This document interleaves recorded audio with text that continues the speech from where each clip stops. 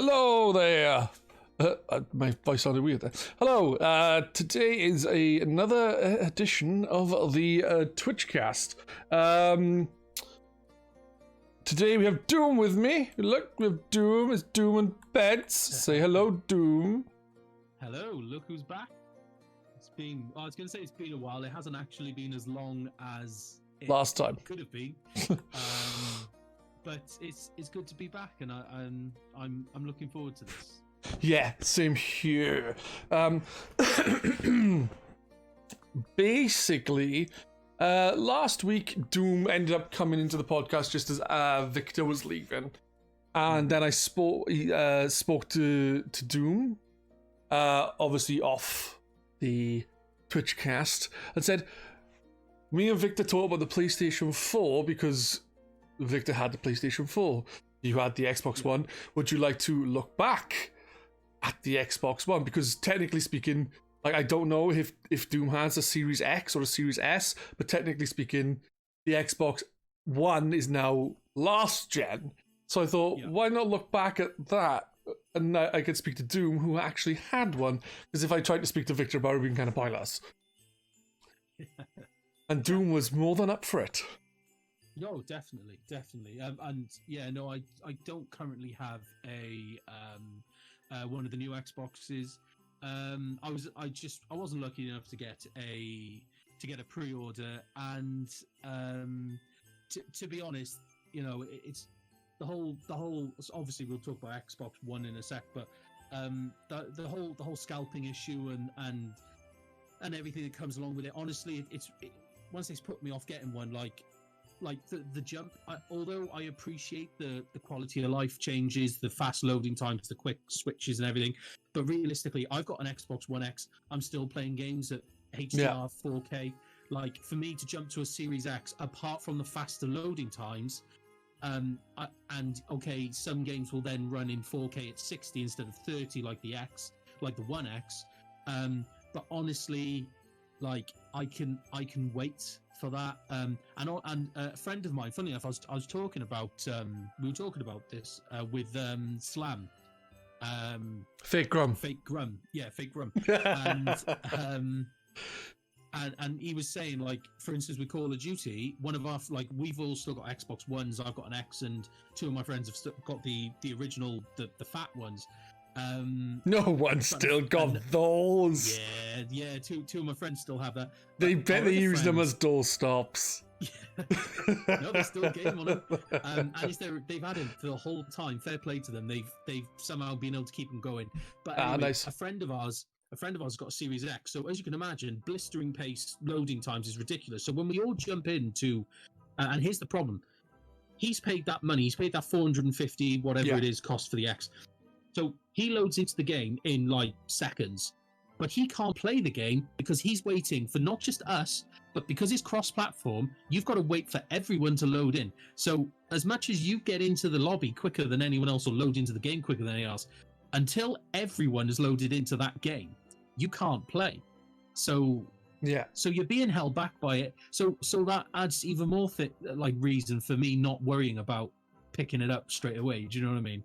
Until games start coming out that really utilize these the extra power and the mechanics of these new Xboxes, I'm not in a big rush. Honestly, like, I don't know what, like, I've completely got it into my head, just moving onto a tangent a bit. I've somehow got it into my head that the Nintendo are going to release some kind of revision of the Switch for March next year, and I don't know why. Like, I don't know why I've got that stuck in my head, but I'm absolutely convinced that's what's happening. And honestly, I would rather pay for the upgrade to that, because there should be a noticeable upgrade to that, rather than just slightly quicker loading times as with the X. I think, obviously, with the X and the PlayStation 5, both of them, you will the biggest differences will come when the exclusive games come. Yes. So, like, right now, you've got, like, Sea of Thieves, and Halo Infinite, when that comes, that's going to also be cross-platform. They're going to obviously be better on the X, Series X, in terms of loading. It'll run better. So, like, the as well. I think I was watching a Digital Foundry thing, and like it was showing like certain games, like the frame rate's higher, the resolution's higher, and the graphics. If you compare them to the PC, they're on like a higher setting, not as high as what the PC is right now, but because they obviously earlier games and older games. But I think the biggest thing will be when it's like, right, here's medium, because that is Xbox X S and X series only. Obviously, the S series is going to hinder the X series a little bit, maybe. Possibly, but you don't know, because if they aim high and then strip it back a little afterwards for the other version, kind of like Doom Eternal, for example. Not you, a different Doom, the game Doom. That was made for PC. Just for the record, just for the record, I am Eternal. Okay, you are the Doom Spoon Eternal. Rip and tea. Yeah, so basically what I'm thinking is, like, they've made Doom Eternal with the best of PC in mind, and then they've managed to strip it back enough for it to run well and look good and play good on the Switch. You know, so yeah, there are compromises, but they can still push the boundaries whilst holding a little back for the other console. And that's the thing with the S is, you know, a lot of the Series X's power is being able to maintain, or to the best of its ability, maintain its 4K 60 frame a second like target. You do at the moment you do need a fair bit of power in order to absolutely make sure you can hit that more often than not. With the S only running at 1440, it doesn't need that level of power. So I think, honestly, I think it's more to do with, as far as I'm aware, again, you know, kind of just reading what I can see, in terms of actual visual quality, as in take resolution out of it, but the actual graphical quality is identical like higher textures, to the AA. Like as far as I'm aware, they are pretty much identical to what the X does. The only difference is that resolution, because it doesn't have to push 4K. It only has to do 1440. Honestly, I'll be honest with you now, right? I've had a 4K TV now for 3 years or something, and I've had a 4K LCD TV, and then now I've got a 4K OLED TV, and it's fucking stunning, right? The picture is amazing. But honestly, I'm happy enough playing my games, right? I'm happy enough playing my games in 1080p with HDR on and 120 frames per second. Because I swear to God, playing Rocket League at 120 frames per second, I was talking to like Jasm about it, and he had, before he had his new monitor, which is 144 hertz, and I was saying to him like the difference between playing it on the PC at 120 to any of the consoles is just it just feels like so much better to play. I think the issue is now is developers in general are more concerned about getting a higher resolution. I honestly think the better target is fucking 1080p and the option of going like 244 hertz, man. 244 frames. That is my personal preference. Like, still having it HDR. For sure. I mean, and that's the thing. I've had a 4K. This is it's not an OLED. It's just an LED, I think. TV. I've had it for about a year and a half now. Same time as when I bought my One X, and whenever I've decided to plug my, obviously when I plug my One X into my capture card only does 1080, so the picture drops to 1080. Honestly, unless I'm sat with my nose like pressed against the screen, I can't see the difference that much. Like it's not very, like the difference. I've got a 43-inch TV, I'd point out, so I'm not like, if I had like a 65-inch TV, I would totally see. I would definitely see the difference in 4K and standard HD. Yeah, you can see that mine is 55, and you can see that. Yeah, it's just not a massive thing. No, like it's not. HDR. It's not enough. Like you so go much through your better. capture card, do you?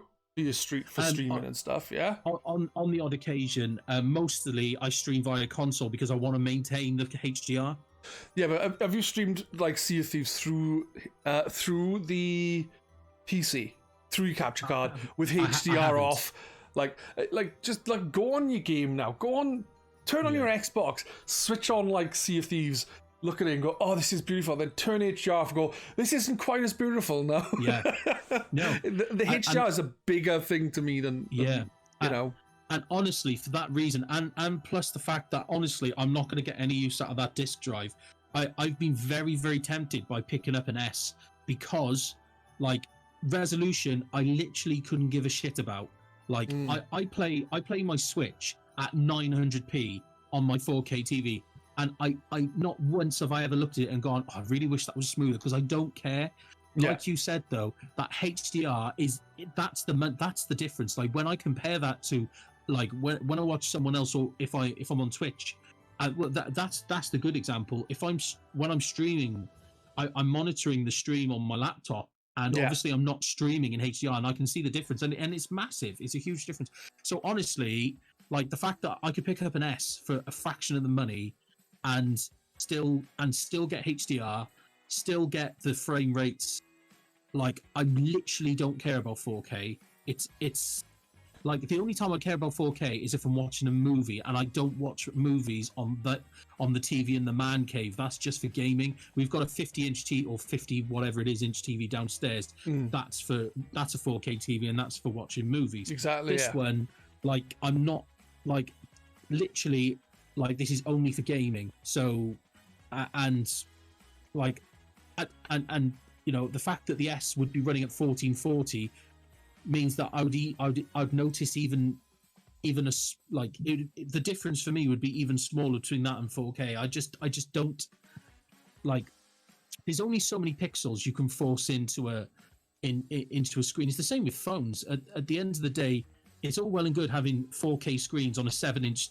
like 4K resolution on a 7-inch screen, but honestly, like, it's not the resolution that you'll notice. It's the technology in the OLED or the HDR or whatever in those phones that you see the difference.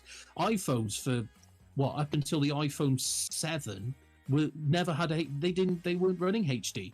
They were still running at whatever they were running at, because they were utilizing the size of the screen, and they were putting just high quality screens in. Apple are putting in old parts and charging a premium, like they always do.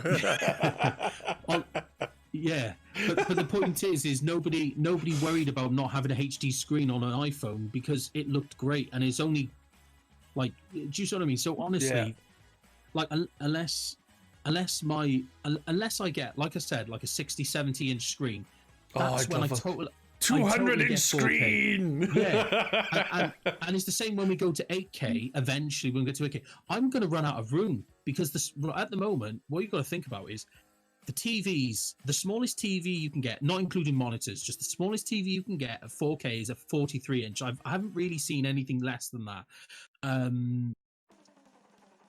Think about that. So, and the smallest, proper HD screen was 32, so you can see the jump there. So for 8K, the smallest screen you're going to get is probably a 55-inch. I would have thought. I had to guess. I physically can't fit. I'm going to have to start taking shelves down, because the TV will not fit under. And even then, like I say my man cave's small as if like I'm complaining. I'm not. I've got a man cave. I haven't got a man cave at all. I'm in the living room, man.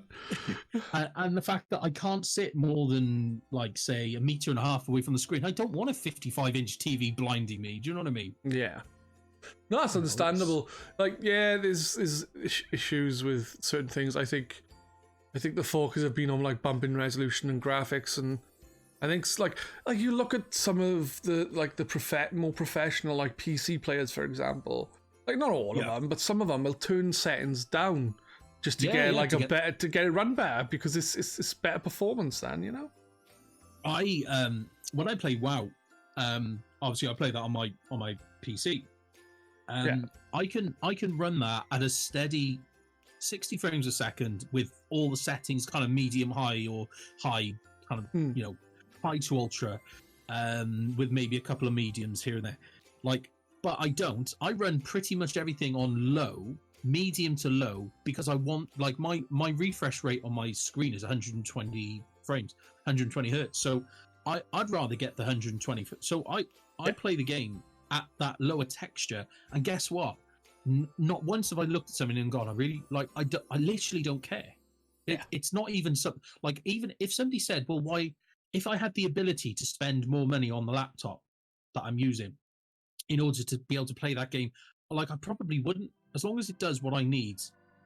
Like, do you know what I mean? It's like, maybe, definitely. You know, I think maybe this, it comes down to the, I don't know if it's the same with you as well, but we all enjoy, and a lot of the guys in the chat, we all enjoy retro gaming. So we've all basically grown up. I don't like retro CRTs. Gaming. How dare you? You know, we've played on CRTs and all sorts, and so resolution just has never been a problem. Like, do you know what I mean? Oh no, I know exactly what you're saying. It's at the end of the day, I think things have been like pushed in a certain direction. It's by obviously the game developers and publishers, but like the gaming people in general don't help, because they always want the next sexiest thing, and I think they don't, like, I don't know. A lot of people don't really think.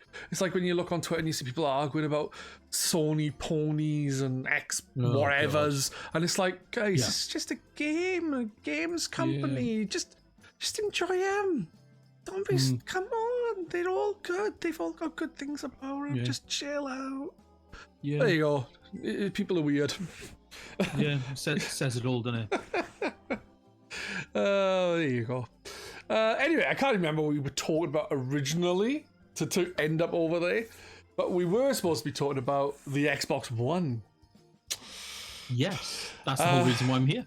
Yeah, well, basically, I started off last week asking Victor how he thought the PlayStation started off, and we kind of talked about the Xbox as well a bit there, because it's pretty obvious why.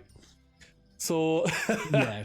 You know, what are your thoughts on like the Xbox, how it was announced at E3 that one year, how it came out, and then like, you know, how it progressed through the years to where it is now? Yeah. Well, I think there's no doubt that the announcement of the Xbox One was one of the worst announcements we've ever seen for a console. Like, I mean, I'm not going to argue. The only announcement that I could possibly say, and I'm potentially about to trigger a few people, specifically Jawa here, that could have gone worse, is probably the Wii U. And that's not me knocking the Wii U. That's me saying that it was a bad announcement. It was a bad. They walked out. They had no idea what to do with it. Do you know what I mean? Didn't they walk out with like a gamepad and go, "This is the pad for the Wii U," and like so many people, like a lot of people on like say the forum, GRcade.co.uk, GRcade, like they knew it was a new console and this was the pad. Yeah. Like the general public and like I think even like papers or stuff like that, it was like, is this an add-on? Like someone on GRcade was saying they were working in Game Station or Game or GameStop or something when the Wii U came out, and most of the customers that came in, they had to explain that they didn't need a Wii to play the Wii U because it was such a confusing thing. And I think I can't disagree that was a really bad one, but they announced like literally just announced it, nothing else, whereas the Xbox was like, hey, come here, come and look at our console, oh, look at this sexy console. Sure, I'm going to tell you about it? I'm going to tell you about what TV programs and sports programs we can watch. and that's the thing, is like, and it came down to the fact that I can't remember the guy's name, but the guy who was head of Xbox at the time, it was before Phil Spencer. Yeah. It was the guy who made that damning quote that literally like nearly wrecked, like the completely like wrecked Xbox's the Xbox launch, when he famously said, well because obviously the Xbox came out, or it was announced, and it was talking about it's an all-in-one media system. Don Matrick, like Yeah, it looked like a giant tape, like VHS player. It's there's no doubt about it. It's an ugly ass console. It's a giant block. It was not very well designed. It was ugly. And like you said, they were going on about all these things that you can do with it, and telling the Xbox using your voice to do this and that, and that's all well and good. And then they went and said, you have to be connected to the internet in order to play your games. You can't share your games with anyone else because what else did they say? And then crucially, in the interview after,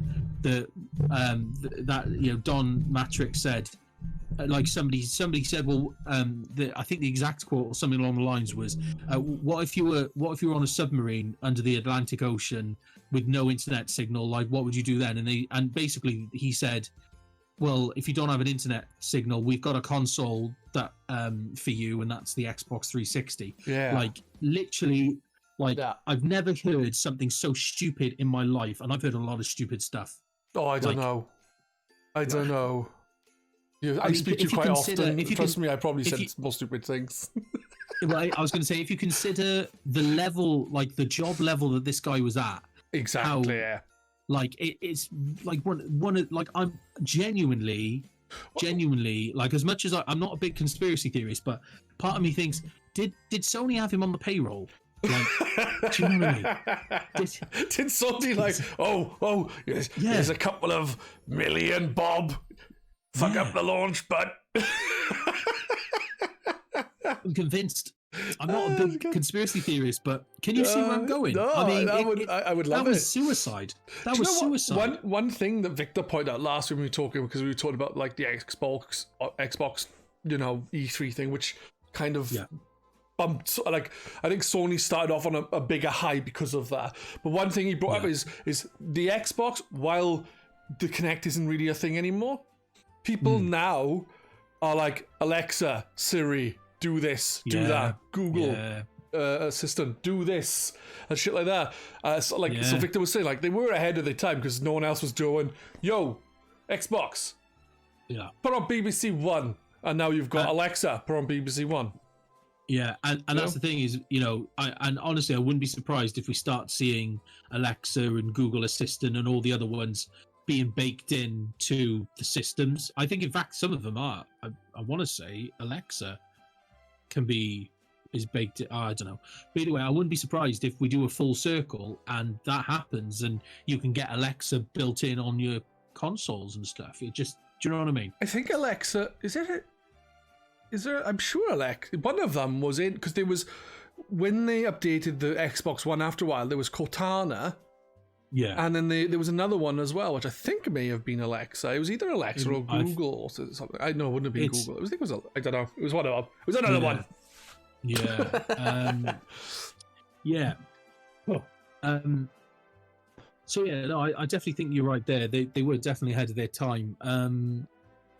But yeah, it was a total. As I said, it comes down to the fact that they just had the guy who was head of Xbox, Don Matrix, at the time. He just was the wrong person to head up that team. It was just everything about that launch, everything about the focus on the Xbox. Like, basically, it was a car crash, and they've spent the last. A car crash. It was, and then they've spent the last 7 or 8 years untangling the car crash to try and I mean, there's a certain pattern to how this all works in terms of. Usually, you get one company that do particularly well one generation, and they tend to fall flat the next one a little bit. But then they kind of use the mistakes they've made at that generation to then kind of come back. Yeah. I think Xbox, obviously this is going back before Xbox One, but Xbox, I think personally, when like Sony did the same thing, they went down the route of the more casual audience to mimic the Wii. With the Move controllers and stuff, and obviously Xbox did the same. But if I remember correctly, though, Xbox kind of went more towards it than Sony did. They kind of continued to follow the trend. They started closing their studios. I think that fucked them up for the start then of the Xbox One generation. Yeah, big time. And then you've basically had Dom Matrick completely fuck everything. I don't know how involved he is in it, like, you know, but I guess he has a lot of say on things. And then you've had Phil Spencer, like, finally after a year or two come in and go, right, these are the changes that need to be done.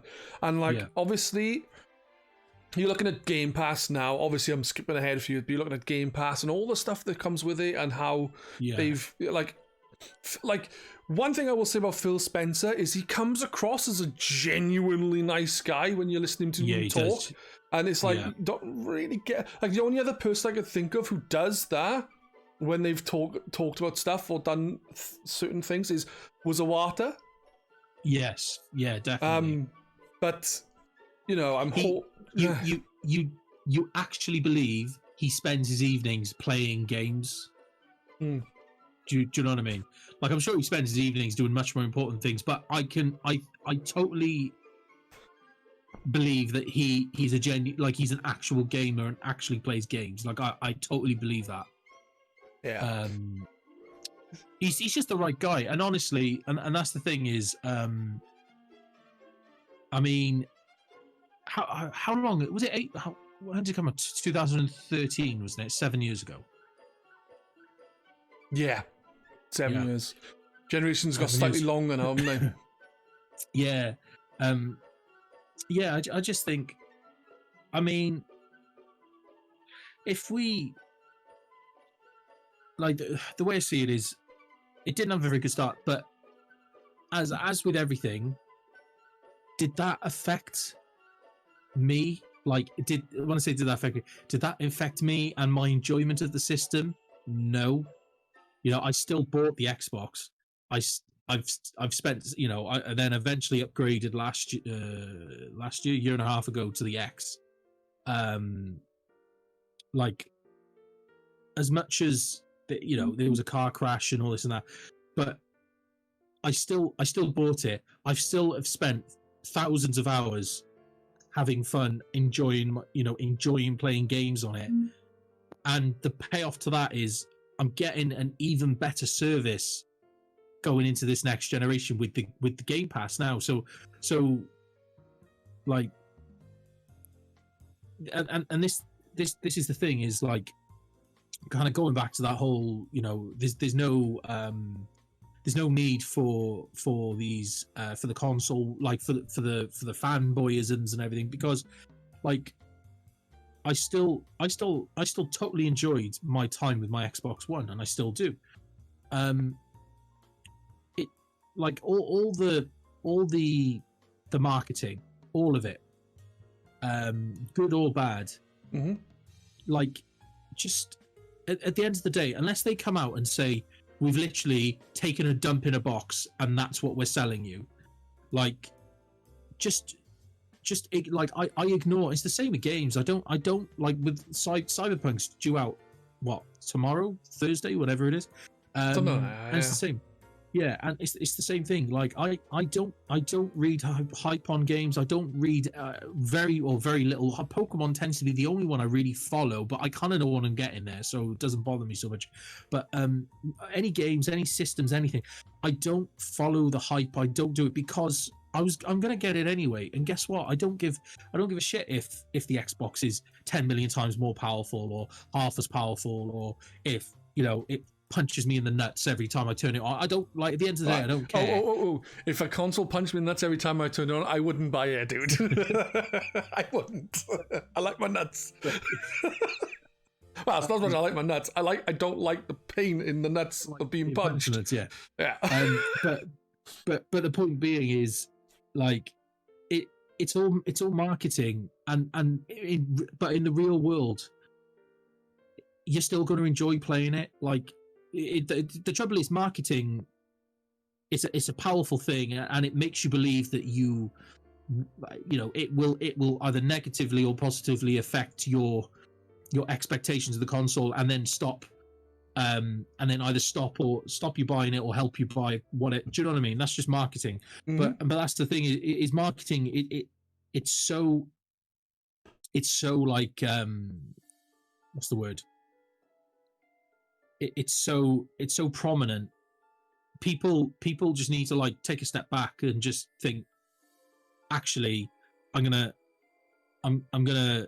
base my decisions and my opinions on something, and my decision to buy this thing based off what games are coming out, or do you know what I mean? The thing that actually matters. At the end of the day, I bought I buy the Xboxes because I am totally I've invested way too much money over the years in the Xbox ecosystem. I think that's one of the bad things about the online side of it. Yeah, is it absolutely ties you in. You could be like the next generation console, not the Xbox X Series and PlayStation 5, PlayStation 6, and the Xbox X Juggernaut, something, I don't know. Yeah. Anyway, they could come along and you could be stuck in one ecosystem and it could turn out to be rubbish and the games are gone because companies have it could go really downhill. And then all that money you've invested, you'll lose, especially if like both are offered backwards compatibility. You're kind of like, well, I'm kind of lost, That's why I wouldn't go for the disc driveless one. I know you said you'd consider it, but I wouldn't. Not for that particular reason, but my reasoning, as I've said before, I'm not sure if I said it to you because I don't know, I was talking to people about it, but it may not have been on the Twitchcast, is I wouldn't want to restrict a way of purchasing a game, because I could go down the road, pop into CEX, or as I think it's actually called is Sex, because I actually saw a TV advert where they called it Sex. So so they're trying to be edgy. I'd pop into Sex and rub 1 hour. I'd got pop my into sex card. I'd pop into CEX and you'd be like, oh, right, cool. That's a 20 quid game. Yeah, it's quite expensive for a used game, but it's been delisted and I'll never be able to get it again. I'll put a price on that sometimes. Exactly. You can't put a price on sex. Except for some people do. So yeah. That's a whole another issue. Exactly. Well, you know what I'm trying to say. I wouldn't want to I wouldn't want to remove the opportunity of getting something I may miss and want to get later on. Yeah. So I could completely understand why people want to go digital only. It makes sense in so many ways, but something gets taken from a store and you can't get it anymore, then you're missing out on it, and you won't be able to, and if you can't get it, you can't get it, Yeah. The good example for me of that was Transformers Fall of Cybertron got a remaster put on the Xbox One, because it originally came on 360, and it was a store only Microsoft store only game. It didn't come out physically. The remaster, the original, the 360 version did. Yeah. Anyway,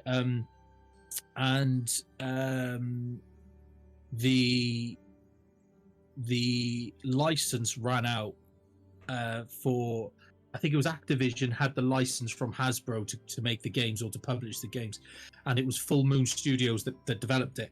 Made such good games, Full Moon Studios. They're so good. Anyway, they lost. Activision lost the license, and as a result, the game was delisted before I had a chance to buy it, and now I will never be able to play that game on my Xbox One because I didn't get there before, obviously. So definitely, I totally understand why people want to stay physical. But and the thing is for me, with the physical edition, is you could buy the physical console, the console with the disc drive. Yeah, doesn't mean you have to buy discs. It means you can still buy all digital. Yeah, you may think, well, it was a waste of money, but it could happen where a game does come out that you would like on disc. Yeah, because it's been delisted. I would not want to limit myself. Yeah, in any way, shape, or form. I mean, for me, it comes down to it comes down to kind of economy, I guess. At the end of the day, with a daughter, with a 10-month-old daughter, funds have become a lot more tighter. Yeah. And the advantage with going all digital is I game share with with Slam, meaning that we only are paying half the cost of every game as a result of it. So I physically wouldn't be able to, I literally wouldn't be able to keep up with because bear in mind I've got a Switch as well, so I've got to, you know, I've got to be able to buy games on both. I completely agree with what you're saying, and Yeah. But the thing is, if you have that disc drive, it's not stopping you from going digital for everything. No.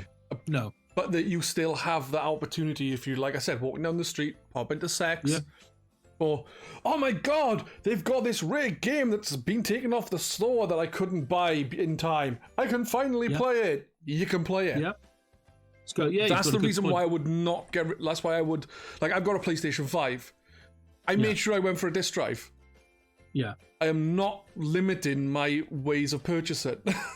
Yeah. You know? No, I totally get that. Yeah, because, like, you know, if in the future you want to, you know, in a few generations time, you know, when the X and the PS5 are considered old generations, you might want to crack it out. Hey, calm down now, Doom. I don't think we're in that type of relationship right now. I haven't seen you for ages, and you haven't bought me a dinner in a good year. I ain't cracking one out at all. But you might want to get, you know, you might want to just be able to play on it, and obviously if everything's all digital and the store by then is long gone, you haven't got a chance, have you? No. So I totally get it, and, like, you know, I will end up getting an X because you know, why not get you know, why not get the better version if you can, but, you know, it doesn't change the fact that I don't care about 4K. You know, that absolutely doesn't change. It's just, like you said, you know, the point being is I will still go all digital, but in the future, like you said, if a rare game comes out and it's been delisted and you can only buy it physically, you've got the ability to do it. Exactly. Jawa's in chat and he says, I really like physical versions, but unfortunately they pretty much download keys nowadays. And I completely agree. A lot of the time you can't even play the game unless you get a day one patch. Yeah. Like that Tony Hawk's game that came out a couple of years back, Tony Hawk's 5, I think it was. Oh, shocking. It was like nothing on the disc. It was all downloaded. But again, if you've at least got the disc you can put in, it downloads what you need, unless that's been removed, but usually it hasn't. Then at least you can at least still play the game, or you can play it in a broken form. It's better than not playing it at all. Yeah. Maybe. Depends on your point of view there. Yeah. So, but yeah, I don't even know how we're meant to be talking about the Xbox One, and we ended up somehow going off onto the. Dude, it's just what we do on this podcast. Yeah. We start on a topic, we talk about it for 2 minutes, and then we just talk about whatever. Like I like every single time we've done this podcast, right? Yeah. Me and you, or me and Cora, or me and Victor, or me and whoever, or you even done it on your own. It's just you. Even then, you've been talking about a specific subject, and then you've tailed off onto a completely different thing. And I thought, for me personally, that's what I like about this, because you can have two types of podcasts. You can have a more strict one where you stick to your subject lines, and you could have this. And I think, honestly, GRcade needs both, because a lot of the time you don't get much information from us. You just get a lot of rambling and nonsense and funsies. Definitely. With the old GRcade podcast with Carl and or Devlin, people stuck to the topics more, and then you get a lot more information and genuine insight into things. Now you just get dirty sex jokes. Yeah. Oh dear. But yeah. Where were we? I've completely forgotten now. Well, we talked about disk drives and stuff, but you know, realistically, that is something that, like, I don't think anyone would really disagree with, unless they specifically only ever want to be digital only. And again, like I said, I can understand that. It's just, for me personally, even if I buy every game digital, like so far, all my games on the PlayStation 5 are digital. Yeah. But you know what I mean? If I want a specific game and it's not available digitally and it is physically, for licensing reasons, at least then I have the opportunity to get it. Yeah, no, exactly. It makes sense. Which is not an issue with the Xbox One, because there was not a disc drive-less version until fairly recently. Actually, there was the S without the disc drive. Oh God, I forgot about the old digital edition. Yeah, which from the sounds of it was exactly the same as the Xbox One S, but they just put a panel over the disc drive and hole and took the disc drive out. Basically. Yeah. Yep. I don't know how well it's sold. I don't think it sold very well because like they weren't on sale very long. Well, they didn't seem to be. They might be still on sale now, man. I know they're not. They've been taken off shelves. So I actually don't know. I don't know when that was, but I think they've been. They don't make them anymore. I know that much for a fact. So they're almost a collector's piece, really. Yeah. If you can get one boxed and keep it for a few years, it'll be a collector's piece, I think. But yeah, no. So I'm trying to think, like, we were talking about the Xbox One, and we were saying about the initial E3 hype was kind of more of a killer buzz than hype. Yeah. And by killer buzz, I mean, buzz in my head. I mean, it like killed momentum for the console. Victor last week said he was going to get the Xbox One because he never had the Xbox 360 until late in his life and had so much fun with it. He's going to get it. Then that E3 conference made him buy a PlayStation 4. Yeah, and that's the thing. Sony heavily capitalized on it with the whole. Remember the little skit they were doing where they would just hand each other games and like they absolutely punished, and rightly so. At the end of the day, doesn't matter who said it. Xbox fucked up. You can't cut it however you want. I think one of the things they said, like they said loads of the points, they said last thing they said was, yes, you can trade in games. yeah. Like they absolutely screwed that up. So too right. If you're the competition, you're going to play on it and you're going to absolutely murder them for it. So I totally get that. And as a result, honestly, I don't think Microsoft, they've never been able to shake that stigma since. Because that was where that's where Sony started with the whole for the players like thing. And they're still going with that whole for the players slogan. I just got that feeling that it killed, like that announcement killed the Xbox One's momentum so badly that I think it's going to affect them for the next. I don't care who wins the war. I'm putting that in massive quotation marks, by the way. I'm going to agree there and say I don't care because I always try my best to get all the platforms. Because I like having the option of getting all the games. Yeah. And like with the Xbox, I will add now, as yes, I've got a PlayStation 5 before I got an Xbox. 2 reasons. Yeah. One, I traded in my PlayStation 4 and a lot of games and stuff to pay for the PlayStation 5 because I have my Xbox One X on the All Access thing, which I can then trade in for an Xbox X Series and continue the payment plan. So it would be stupid for me to buy an Xbox X Series when I've got the plan in place.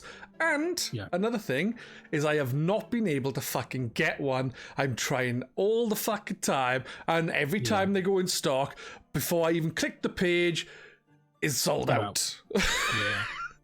Nuts, isn't it? Yeah, I managed to get, I can't say it loud because one of the kids, I managed to get 2 PlayStation 4s within a week, in one day, from 2 different places. One for me, one for my child, not to scalp people because I'm not a cunt.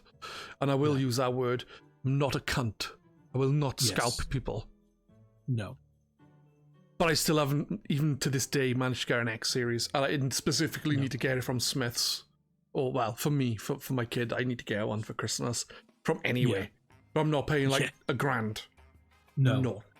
And it comes down to sex have not helped the situation by offering £100 more. They'll buy it for £100 more, and in fact, with the PlayStation, they'll pay £200 more cash if you trade it into them, and then they go and sell it for, I believe, £815 is what it's like they make a PS5. They make like £100 profit off you, and you make it's insane. Like that. And one thing absolutely is nuts. When a sex, right? Not being funny, but sex usually gets people into trouble. You should know that this is all because of sex. Yes. No. People get pregnant. People sell PlayStations, all because of sex. This is why you should avoid sex. Top tip. Top tip from Doom. Top tip? Just the tip. You're a filthy bitch, Doom. Avoid the tip. No tips.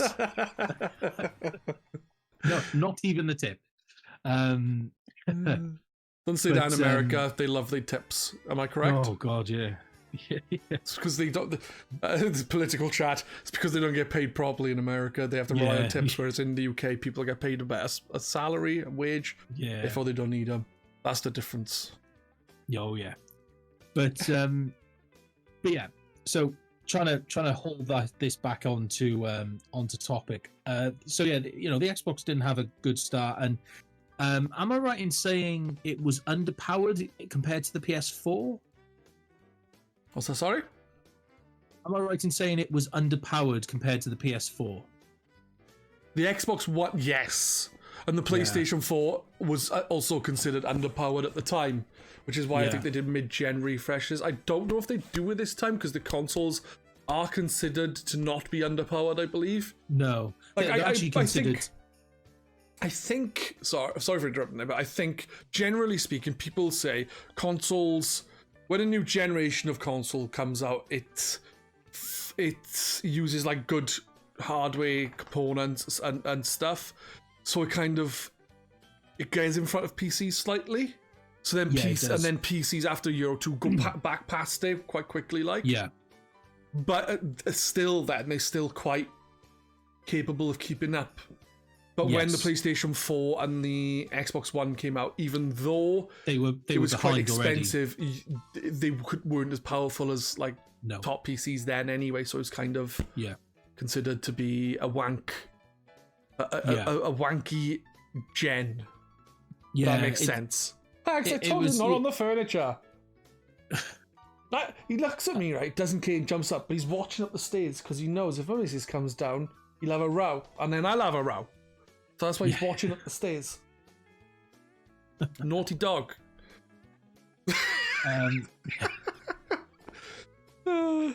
Dear me. Sorry for interrupting again. That's okay, but yeah. So yeah, it's really weird, For as you said, usually when a console, I think the idea is when a new generation releases, it tends to they tend to aim for the performance. It's the kind of performance that you can't get out of a PC unless you start spending big money. So like at the moment, I think with the Series X, in order to get the equivalent power out of a PC, it's like you'd have to spend like 1,500 to 2 grand to get like an equivalent kind of like power based system. But that's generally how it is. When that new console comes out, it tends to be like it's the equivalent of like a high end PC. Yeah. But like you said, as components get cheaper, PCs obviously the quality, the price drops down the ladder very, very quickly, and then before you know it, you're able to. I mean, let's be fair. You like. If you want to build a PC that is capable of keeping up with the original Xbox, you could basically do it for like 300 quid. Yeah. Like to be, and even an Xbox One X. I mean, to play, I'm a bit out of the loop with PCs. I've got a gaming laptop, and you only played Among Us with us once. You disgust me, Doom. And I got it mainly because I needed something more powerful to stream off, and this has got a very capable CPU and it's got a built-in graphics card and everything. So it's the difference is massive. My old laptop, as soon as I'd start streaming, it was like my CPU was like 40-50% already. Now on this, it's like it's chilling. It's like, yeah, and what?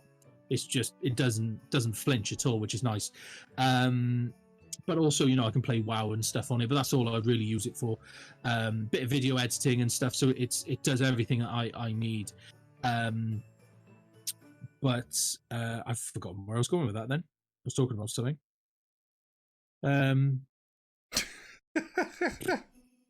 Doom's lost his train of thought. Yeah, no, I was just saying. Stop rubbing your ass against my leg. I was just saying I'm a bit out of the loop regarding parts, but you could probably put a kind of Xbox One X like level system, PC system together for. I don't know. I don't know what cards are capable of doing 4K 30 frames a second. I've got a 1070, and it depends on the games, because obviously games, like some games will need a better CPU. Some will, like I can do 4K Rocket League at 120 frames per second, and that's fine. I was doing 4K Resident Evil 2 the other day, and that was 60 frames per second, but I put that to DX12, and it really reduced, like my CPU when I put it on first, Resident Evil 2, was both CPU and GPU were around 80% being used, and I switched it to DirectX 12, and they both dropped to about 20%, so I was like, wow. Yeah.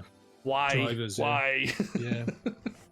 Says it all, doesn't it? Yeah. But I got 1070, and obviously there's the 60, 70, 80, and 90 out now. So, well, it's the 30 series. It'll be easier. Yeah, well, I'm just trying to think, like, the 3060, well, they've just, the 3060 Ti's just come out, and I think that's capable of, like, 4K and everything. I mean, actually, if you think about it, like, a 1X, I mean, you can buy 1X. I mean, funnily enough, I bought mine from CEX a year and a half ago, and I think I paid 200. I think I paid 240. I traded in my original Xbox One, so I got like 60 quid knocked off it or whatever it was. But either way, whatever I paid. So say 250 quid will get you, probably less than that now, will get you a 1X. You cannot build, even if with secondhand parts, you can't build a PC that can do 4K for 250 quid. Like, even with secondhand parts, because a card that's capable of, I mean, bearing in mind, like say Rocket League can do 4K 60 on the X. Like, bearing in mind, every game can basically do 4K with HDR. HDR, is that a thing on PC at the moment, or is it kind of, I don't really see much about it. HDR is on PCs. HDR works on, it was, like I said, it worked on Resident Evil 2. It worked on Man of Medan, or Man of Medan, I think it's Man of Medan, which is the something Man of Medan.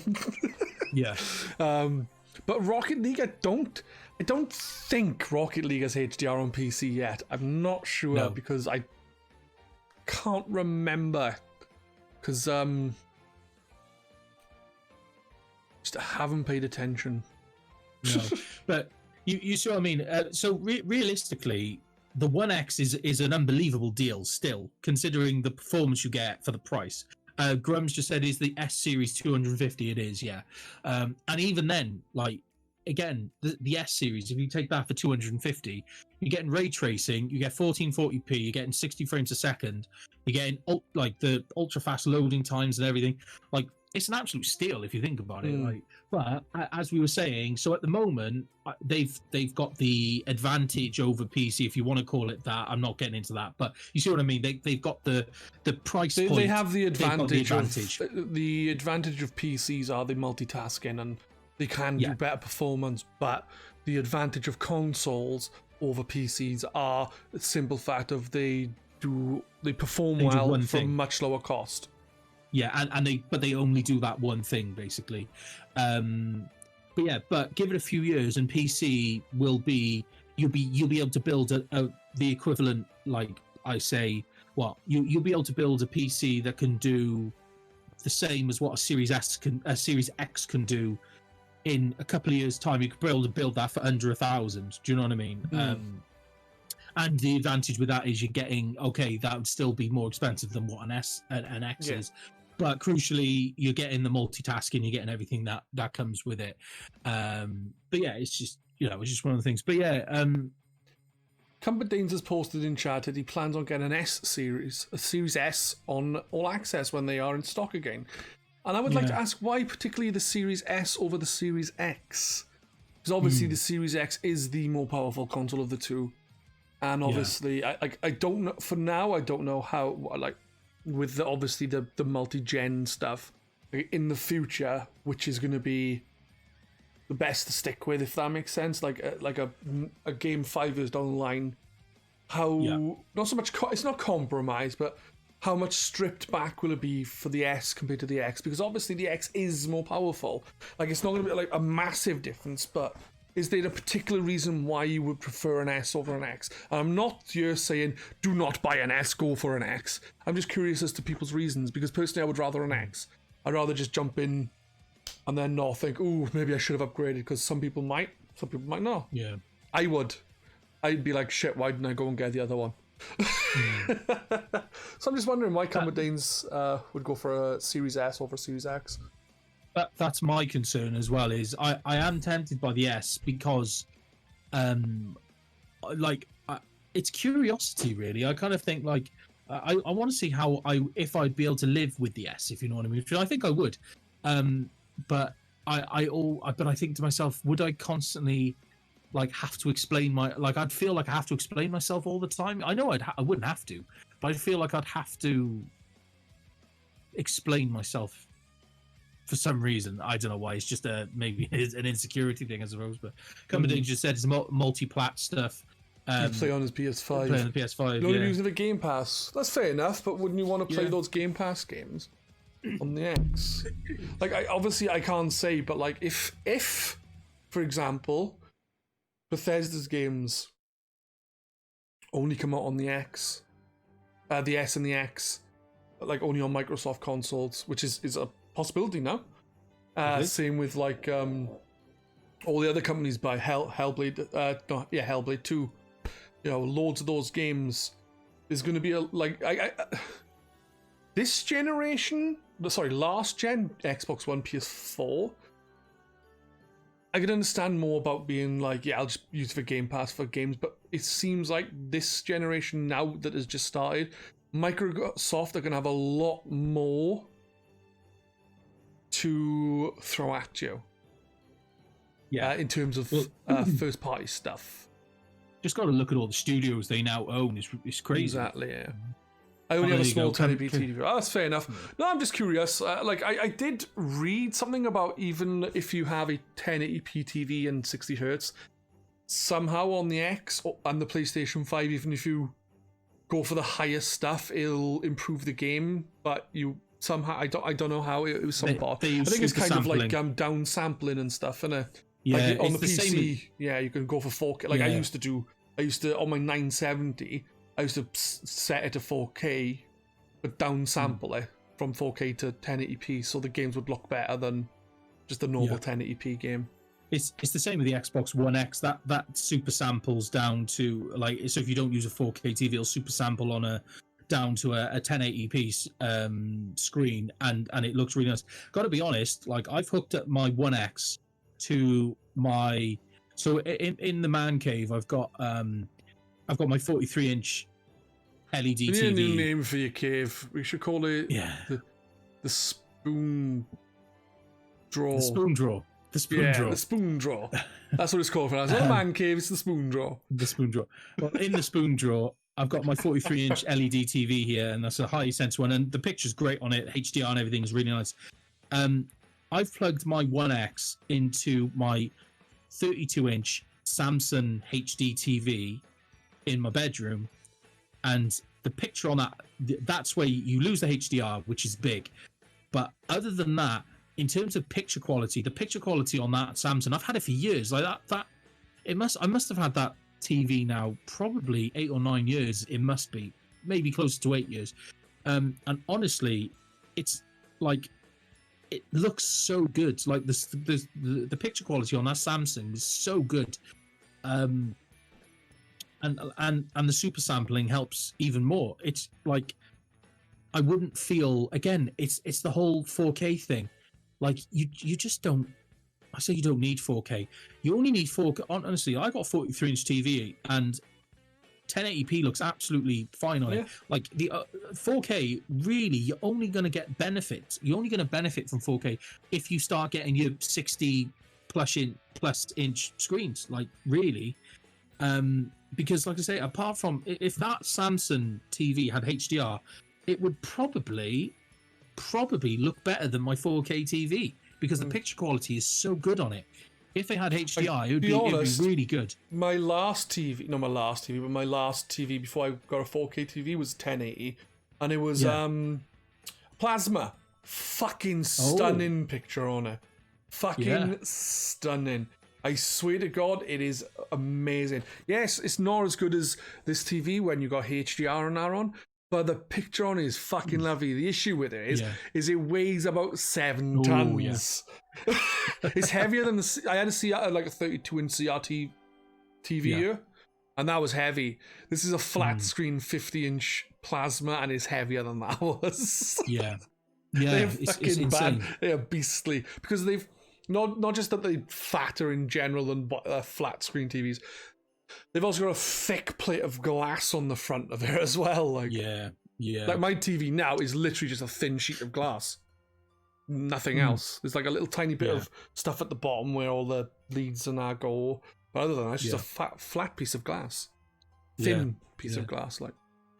There you go. Cumberdanger just said he chose his TV as he can connect his OG Xbox too. And honestly, that is something that is a bit of a pain in the ass for me because I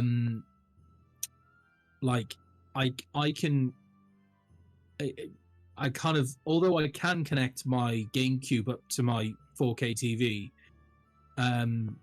it looks okay. But honestly, I end up plugging it into like a smaller like 1080p screen because the picture quality is just that bit better because it's just too stretched out on such a big screen. So so I totally get it. And as I've said, to be honest with you, the cables I've got for my SNES, which Cheeky Devlin, I don't think he's here, but Cheeky Devlin told me about this on Retro Gaming Cables. Yeah.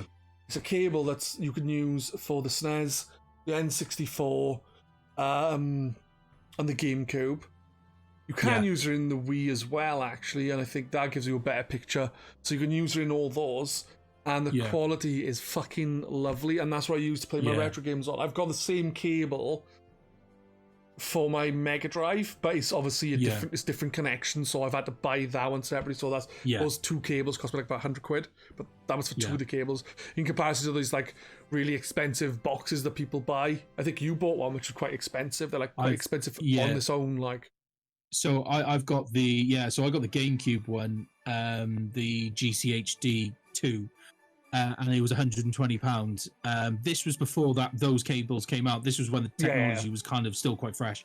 But 120, and I mean, when I hooked that up, use that, and I hooked that up to a 4K screen, it looks really nice, you know.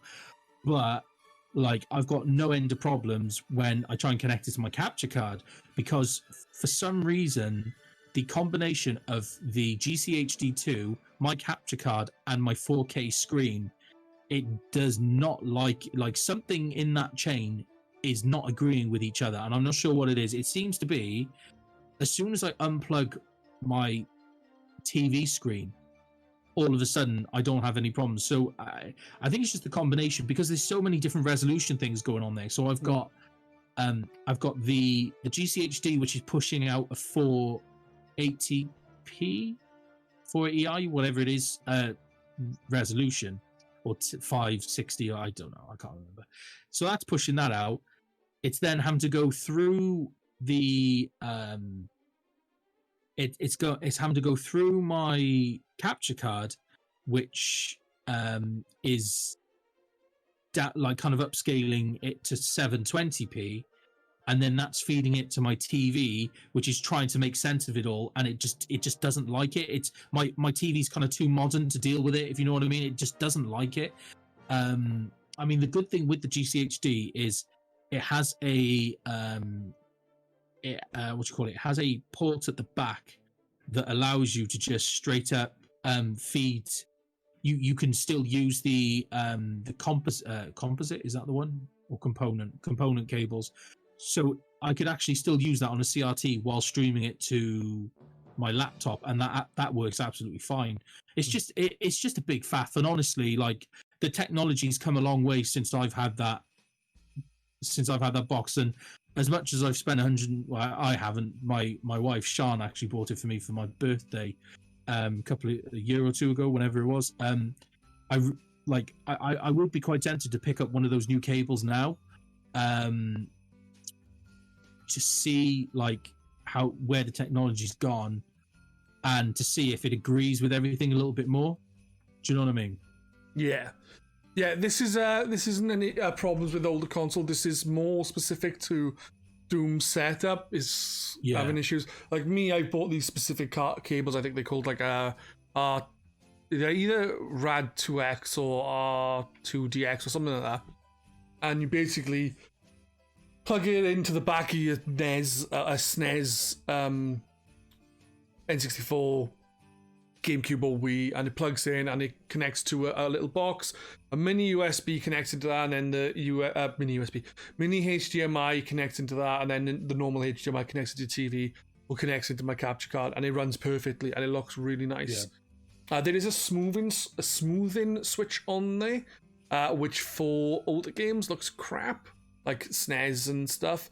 But I was watching a video on the person was reviewing it, and he was saying for like 3D games, it's actually quite nice. It makes them look a bit better, because older 3D games are kind of nasty looking. Yeah. A bit nasty. They're a bit pokey out if we look at them too quickly, you know? Yeah, they're a bit on the sharp side. Yeah, let's be fair. So asking because I've got a Samsung 4K and recently invested in a 4K capture card. Ooh, Ubellion's planning on streaming. I bet you any money he's going to stream a bit of Fortnite. But so, do you know with the with the Xbox, we can actually try and get back to that for a little bit. You know, we'll have 5 minutes Xbox, 20 minutes, whatever the fuck we feel like talking about. So with the Xbox, obviously it came out,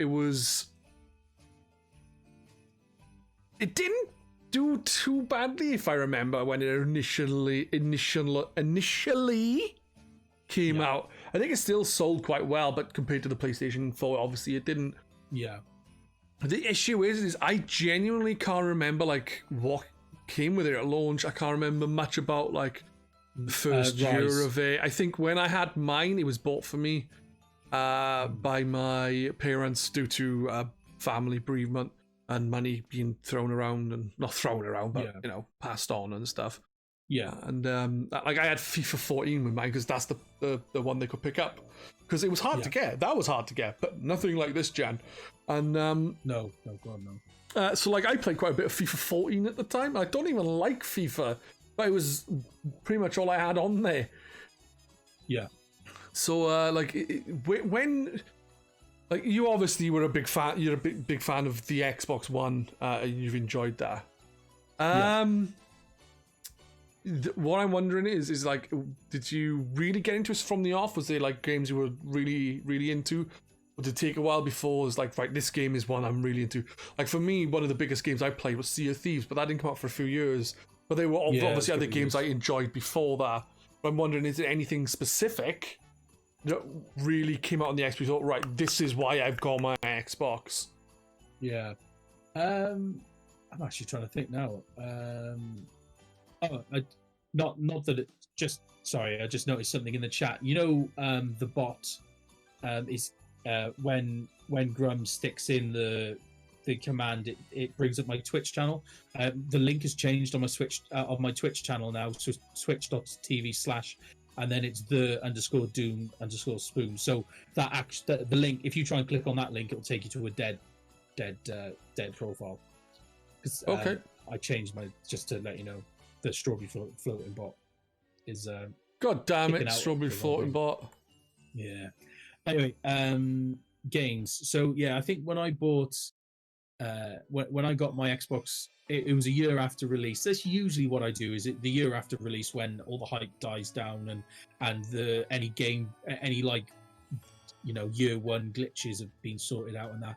I picked up the bundle with FIFA, probably FIFA, was it FIFA 14 or FIFA 13? I think it was 14 when it came out, because it came out in 2013, and it would have been it came out in November, so it would have been in time for 13 to 14 season, and it's usually 14 then, and I think, I don't know. Yeah, so so I bought that, and I at the time I used to play the FIFA games every year, so you know, that kept me going. Better. I'm just trying to. There we go. That's better. Thank you. 14, 13, 21. What's the difference? Players, appearance, and names. There you Basically, go, Ubelian. There's the fucking difference. I found one. The one thing I would say is at least with Pedz, they don't release a new game. They just do a season refresh, which you pay like £20 for, and they'll do it updates the season with all the kits and the names and everything. So, and then they'll only release a new game when actual mechanics have been improved and everything. So they've started doing that, and they've done it for the last couple of seasons, and it seems to have been quite good. So, but the problem is FIFA is such a big money machine; they're never going to do that. There's no way in hell they're going to lose out on all that money. FIFA, like literally, FIFA will stay in the top kind of 15 of the sales charts in the UK all year. Like even like a week before the new one comes out, it will still be usually in the top 20 most bought games in the UK. So they're never going to change that. But Pedz has at least tried to break the mold a bit, which is nice. But yeah, no. So I started off on that. I'm struggling. Yeah, again, I'm kind of struggling to think what I would have played at the time. It was 7 years ago, so it is understandable. Like, but yeah, what I would have played before then: Battlefield 1, and Battlefield 4. So I played Battlefield 4 a lot. I played that, but I played it on the PlayStation with people from GRcade. Oh, like Peter Crisp and stuff. And he'd always be like, yeah, I'm awful at shooting things, so I always go medic. I always play support because I can't aim for shit. It's like, fair enough, Peter Crisp. Fair enough. Yeah. But yeah, so I played a lot of Battlefield, and played a lot of Battlefield 1. And then I played games in between, but nothing that really stands out. But for me, Sea of Thieves, I think I'll be a broken record if I keep going on about it, but I think most people in the chat know how I feel about Sea of Thieves and how much I think it's the game that's defined the generation, and I think it's the game that actually stands out as. I'm going to ruffle feathers by saying it, but for me, it's the best game of that generation's Xbox in terms of. I'm not on about like how the gameplay in it. I'm talking about what it did. Like it really, like I say, really pushed. Like it did something different. And okay, when it first came out, everyone was like, "Oh, you can't do anything. You can't do." Oh, right, yeah, okay, that's a personal opinion, but like. I genuinely believe that game should stand out as that is the game that kind of helped define this of the Xbox One generation.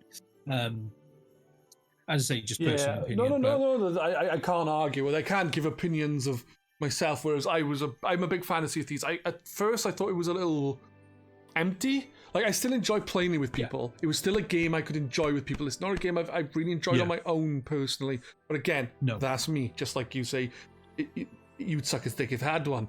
I'm saying I wouldn't. I'm joking. No, exactly. No, what I'm trying to say is for me, it's a really good game. Your thoughts put on like the way it changed and stuff. I know a lot of people would disagree with it. Me, I'm really unsure because like the precedent of games as a service is kind of a bad thing in a lot of ways, but at the same time it can be beneficial. Totally. So like I don't know where I lie there, but like some people like games should come out and they should be fucking perfect from the off. Not perfect, but like red tidy, whereas like with Sea of Thieves, it's kind of like No Man's Sky. It came out a bit bare bones, and like I played No Man's Sky the other day briefly, and it just seemed so much more interesting than what it was when I first played it on the PC. Yeah, definitely. Because when I first played it, I played it 3 days in a row, and then I was like, I'm just done. I'm done. And but when I played it the other day, I was like, this actually seems like it'd be a lot more interesting now, and I don't know, it just it genuinely seemed like it would be more interesting, especially with like the stuff you can do. You can like build your own houses and bases and get bigger ships and even bigger ships. And I think it's more it's easily set up so you can play with friends and stuff. Rebellion saying No Man's Sky is the biggest turnaround in I've seen in any game. I would probably agree with that. Like, Sea of Thieves didn't come out. It came out how it said it was coming out, whereas No Man's Sky came out with broken promises. Yeah. Sea of Thieves never really promised and didn't deliver to do something and then not deliver it, whereas No Man's Sky did. And I think that's the biggest difference between them. So, like, Sea of Thieves kind of like have always been good and just got better, whereas No Man's Sky was kind of crap and got better. Yeah. The thing with Sea of Thieves as well is it's created such a crazy community as well. Like, in terms of it's so popular. Like, it's created its own ecosystem, its own community, like to the point where you can be partnered. You can be a Sea of Thieves partner specifically as a streamer or as a content creator. And things like that. Like, it's huge. Like, the following of that game is massive, and it's, you know, I think I was either offered or I could apply. I'm not sure. Yeah, I think it was apply. But I'm not. I'm already an Xbox Insider. I don't need to be anything else. Yeah, I'm an Xbox Insider, Xbox Ambassador. Yes, that's the one. But no, I'm definitely going to be featuring more Sea of Thieves on my Twitch channel in the kind of coming weeks and that. Yeah, well, I the thing is, like I said, for me personally, I don't like playing it on my own. It's a game I play with people, and unfortunately, the people I play with, Matt and Graham, refuse to play with me anymore. So I can't play. It's like I won't play it.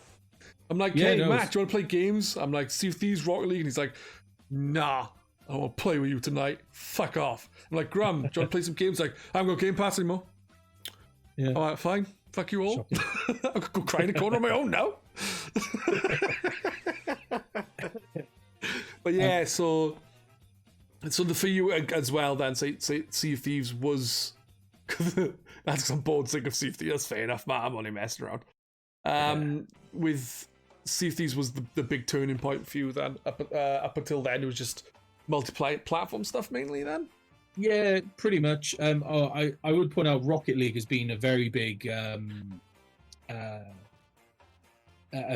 of a big ambassador for this generation for me as well. Played a lot of that. But yeah, in terms of, if we're looking at exclusives, then Sea of Thieves, I'm playing into the argument that Xbox has always had a problem with, and that's not enough exclusives. But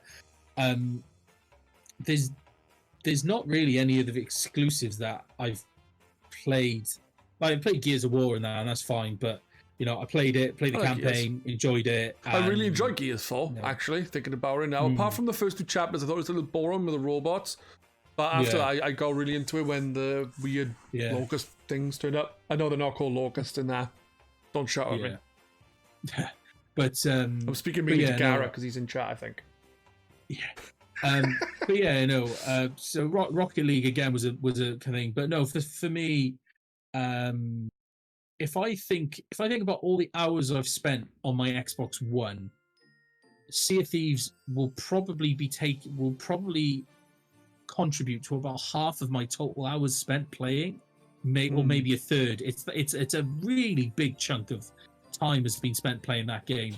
And so honestly, like, possibly a bold statement, but the generation I might have, this is with speculation, if Sea of Thieves had never come out and there hadn't been a game that I really got into like that, I could possibly have looked back at this generation and thought it wasn't worth it for me. Like, do you know what I mean? Oh, I've still had plenty of other fun with other games, and that's fine. But that is fun that I could have had. Technically, I could have had that fun on pretty much any other console. Because, like I said, the only really exclusive that has really done it for me this generation was Sea of Thieves. Saying that, obviously, as Game Pass now has kind of become a thing. Like, obviously, I'm glad I stuck around because of that. But honestly, like, if Sea of Thieves hadn't come out,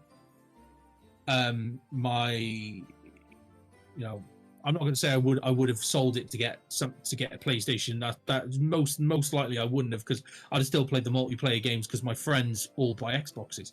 But yeah, like I definitely would have thought the money wasn't quite as well spent. But I don't need to worry about that because the game did come out and I have played hundreds and hundreds and hundreds of hours. Like, I must be pushing 1,000 hours on that at least. Like, Yeah. crazy amount of time I've spent on that game.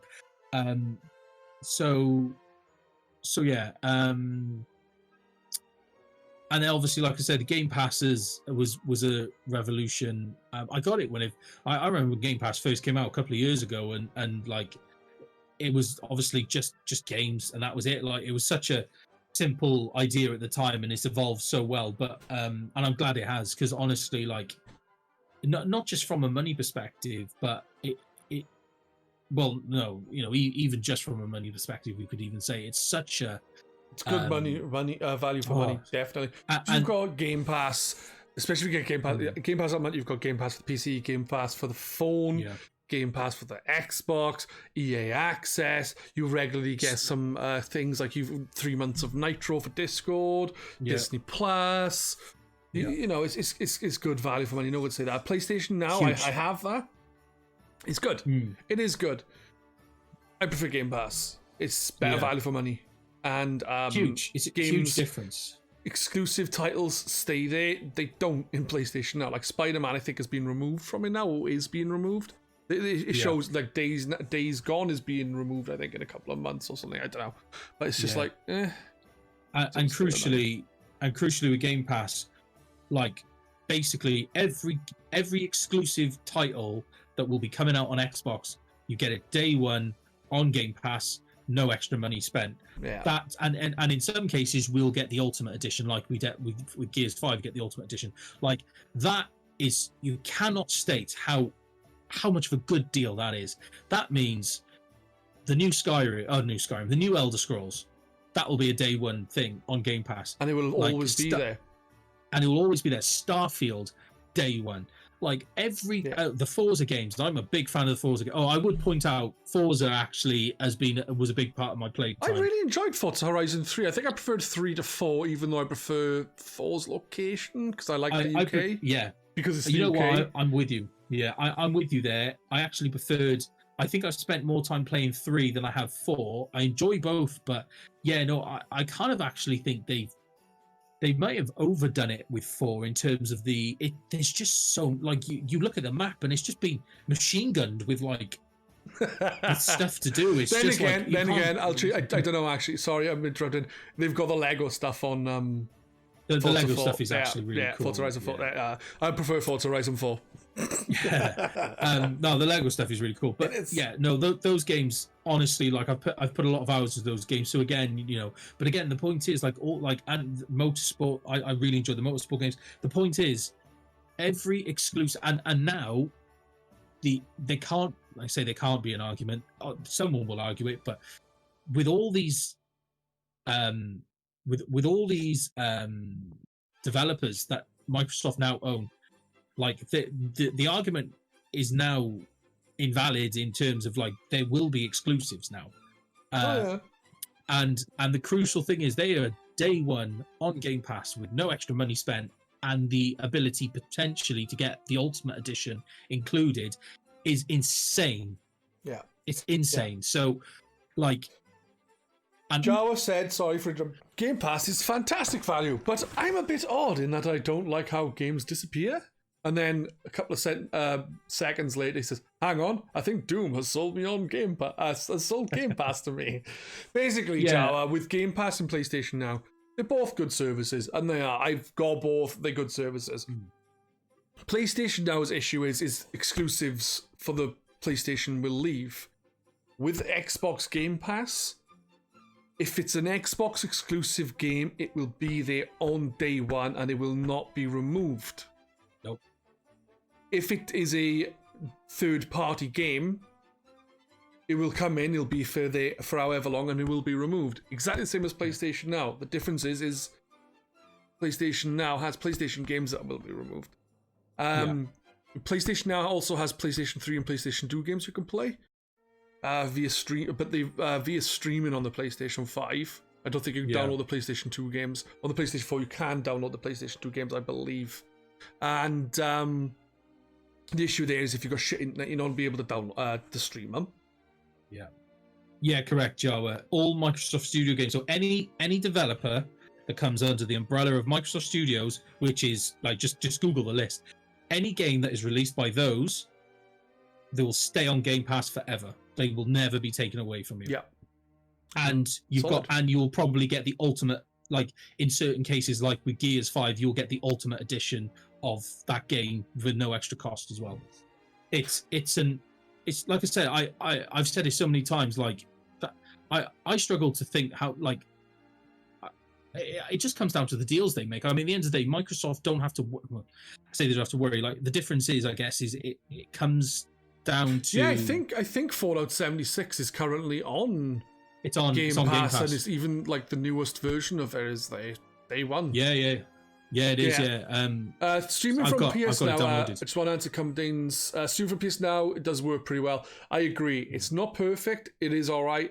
I'm going to choose that, but I'm saying if you have bad internet, streaming isn't going to be a viable option for you.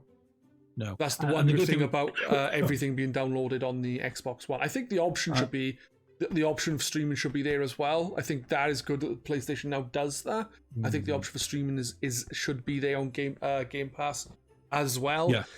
But you've also, if you want to stream it, you can stream it to your mobile if you're out and about. But I think at some point it's going to be released on more things. So if you could stream to an Android TV, you could probably stream it to that. Yeah.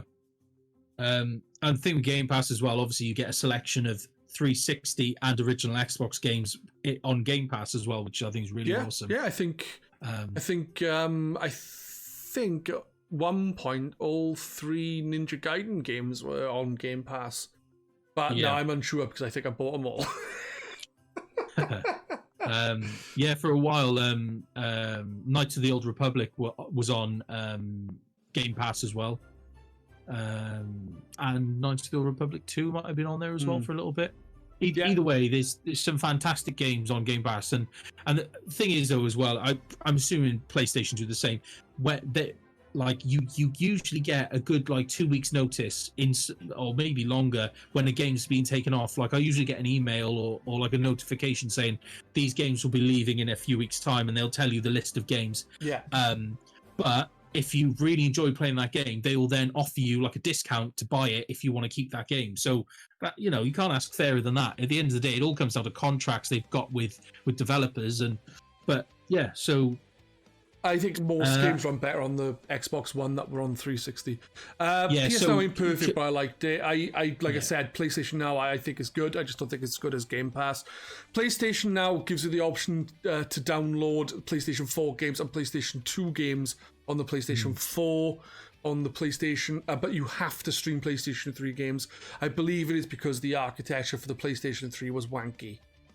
Yeah, it was really, really bad. I don't think it was bad. I just think it was really complex, wasn't it? That was why Skyrim had such a bad time running on it. It was because they just couldn't get their head around it. Anyway, with Knights of the Old Republic runs. I mean, I've played it on my original fat Xbox. Played great. Plays even better on the One X. On the One X, I played at 4K, like 60 frames a second, and it's smooth as butter. It's amazing. So yeah, the games even on the original Xbox One, they played really good. Like the backwards compatibility is really, really good on the Xbox One, and it's even better on the Series X and Series S.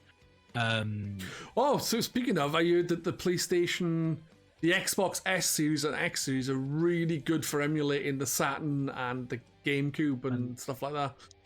And they're really good at PlayStation 2 games as well. Like literally, the Xbox, the S and the X, the Series S and X are better at playing PS2 and PS1 games than the PS5 is. Yeah. Which is amazing. I just find that hilarious. Honestly,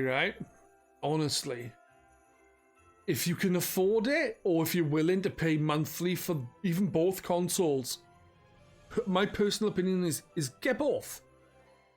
What, an S and an X? No, an X and a PlayStation. Because at the end of the day, if you get an X, you get, especially if you haven't got a PC, you get access to all of Microsoft's exclusives. You've got all that stuff. And you've also got access to PlayStation's exclusives. And a lot of people, love Sony for their exclusives, which is fair enough. A lot of people love Xbox for their exclusives. But if you can afford to get both companies' consoles, do that. Yeah, you won't be able to play every game that they release, but at least you get the option of going, right, I really fancy playing Last of Us 3. I don't know, I'm just making an example. Oh, I really fancy playing Halo. You've got the option of playing both. Right.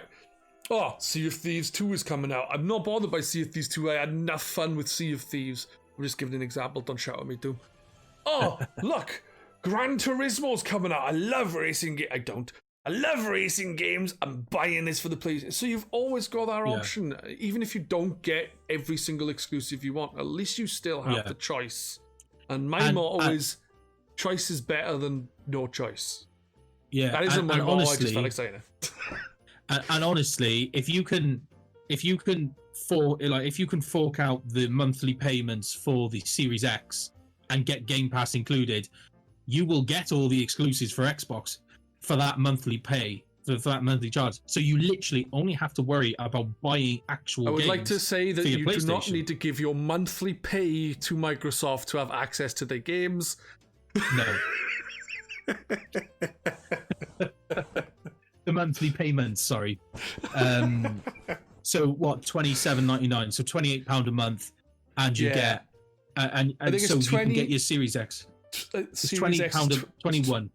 Yeah, I think Xbox One X is like 25, and I think it's like £2 or £3 more for the Series X. So it's not much more a month. It's 21 for the Series S. It's 28 for the Series X, and for that you get 2 years of Game Pass Ultimate included. So if you can fork out the money to just do the monthly payment on the Xbox and get a PS5, you don't even have to worry about the exclusives. You will just get them anyway on your Xbox as part of your plan. So you literally only have to worry about buying games outright on one console. So, I'm not saying, if you don't have the money to do it, fine. But this is why you don't buy the money to do it. Microtransactions, Jawa. Microtransactions are bad.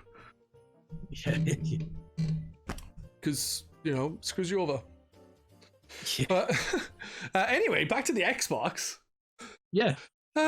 So we talked a little bit about like the games that were on there. Not a lot. And one thing that this plagued the PlayStation 4 a bit, like with Drive Club. It came out, the online wasn't working properly. It was janky and stuff like that. And it turned around into, to be honest, I'm not a massive racing game fan, but I fucking loved Drive Club. It was awesome. Yeah. Every Sunday with GRcade, people just having great fun. But I found issues like that with the Xbox One. For example, when Halo Master Chief Collection came out, it was really wonky for I'm sure it was for fucking years. And I think that was an issue that plagued, I wouldn't say plagued the Xbox, but for a lot of Microsoft's own studios, for some reason, were having issues with their games for a while. I think especially Halo Master Chief and Halo 5. I might be wrong about Halo 5, don't quote me on that, but I remember Master Chief Collection did. So, were games you playing at the time giving you issues, or was you alright because the games you were playing weren't online, or did you have a lot of trouble early on yourself? No, not really. There was no games that gave me any trouble. I think the game that has given me most trouble was last year when I got Modern Warfare, because it would for the first month and a half or first month or so, it would kick the Xbox One X's ass. It would absolutely it would crash, it would freeze, it would do all sorts. That game just constantly. It took a month for them to release a patch to stabilize it, but constantly, bear in mind, like I said, my friends were still playing on the original fat Xboxes. They had the odd crash here and there, but nothing. Me, I constant, like literally every game session, I would crash at least once every game session. So and I'd have connection problems. It was an absolute mess. But other than that, even Cold War hasn't been that bad. As I'm playing that, it's still got its issues. It still takes a month or so for them to stabilize it. But that's okay. But Modern Warfare had it added in for the 1X in particular. But other than that, no. I've never had any major connection problems. I don't think. I'm just trying to think now. Switch gaming, like there you go. To clarify, what the issues seem to have been is like Massive Collection did struggle for a few years. Halo 5 had missing content at launch. Yeah. Again, I think this is a problem with the industry now more than anything. Is games are being released earlier than they should be, unfortunately, and I think it's always been an issue. But I think in the day and age where internet is enabling easier updates to games. Like before, they would release a new cart, wouldn't they? Like version 1 point something, and you wouldn't get many. But now, like update 96 million. You know, is there any particular games that you like started and there was stuff missing that you would like to have had, like from the start, or like I know with Sea of Thieves, for example, that didn't so much have missing content, but it was like they had a roadmap for what they were doing with that. I think they did, yeah. So it was all planned ahead. But it came out like that's a game you enjoyed and got to experience regularly enough to enjoy the game expanding into what it is now. But is there any games you played where it's like you played it, didn't enjoy, went back, the content was there, and you're like, right, this needed to be there. I'm actually going to enjoy it. I can enjoy it now. Or I'm actually the only game I can think right now, and it's I'm still waiting. It's Anthem. Because that game, there's all sorts of issues there. They screwed that up big time. I played it. Me, Slam, and Atten played it for probably about 20 hours or so, and we enjoyed that 20 hours. There's no doubt about it. But the game was as flat as a pancake after 20 hours, and it was boring as shit after that. And, there you go, guys. So Doom, Fake Grum, and Atten. He's known as Fake Grum on this channel. Sorry, he is, Doom. Slam. Yeah, sorry, Fake Grum. But yeah, so that I'm just trying to think now. That game, I bought that as part of what me and Slam do, or me and Fake Grum do, is we take turns to buy games. So it was my turn to buy the game that we wanted. So I picked up Anthem. I bet you regret spending that money. Day one you regretted it, Oh god, yeah. But yeah, and that game, it's a mess. Like absolutely, BioWare, just everything. The whole thing's a mess. They have said, like the developers of like BioWare have said that they are working on it or something. They are. They're fully. They're doing a No Man's Sky on it. They are absolutely rebuilding the game, basically from the ground up, as in the mechanics are changing. Basically, it's a new game, and as far as I'm aware, they're going to make it free to play, which, like, they've basically said they'll make it free to play, but anyone who's bought the game, me, will benefit from a load of like bonuses and extras and whatever they're going to throw at you for that. Which I'll keep my eye out for a cheap version of the game for like a couple of quid then, so I can get the extras. Yeah. So that seems. Yeah. It seems the plan seems to be that they are fully rebuilding the game. Like basically, they're basically making a new game as far as I'm aware. Yeah. And they are, and the idea is that it's probably going to be, or it's looking like it'll be free to play, and anyone who's invested in the game when it came out will get a load of bonuses and extras and everything, and that's fine. That seems to be, so I'm still waiting for that. But so Anthem has been the biggest disappointment for me, because we were looking forward to that game so much. Like again, talk about broken promises. I think I remember talking to you about Anthem, and you were really hyped for it. Even like when the negative stuff was coming out, you're like, I'm not going to listen to it because I want to make my own decision. And that's right. Yeah. That's right. You make your own fucking decision. Like I personally would agree with that. Like for years, I've always hated Dark Souls until recently. I played through it, finished the game, and enjoyed it for the first time ever. But it's taken me since the launch of Dark Souls on the 360 till like the last couple of weeks for me to enjoy the game. I can't I can't hack playing those type of games. Like, for me, I think, like, I'm at a stage in life as if I'm like an old man. I feel like an old man most of the time, but I'm at a stage where, honestly, like, I'm having to pick my games or my game time smartly, I guess. So I tend to play games that I don't have to invest consistent time in, like things like any story-driven games.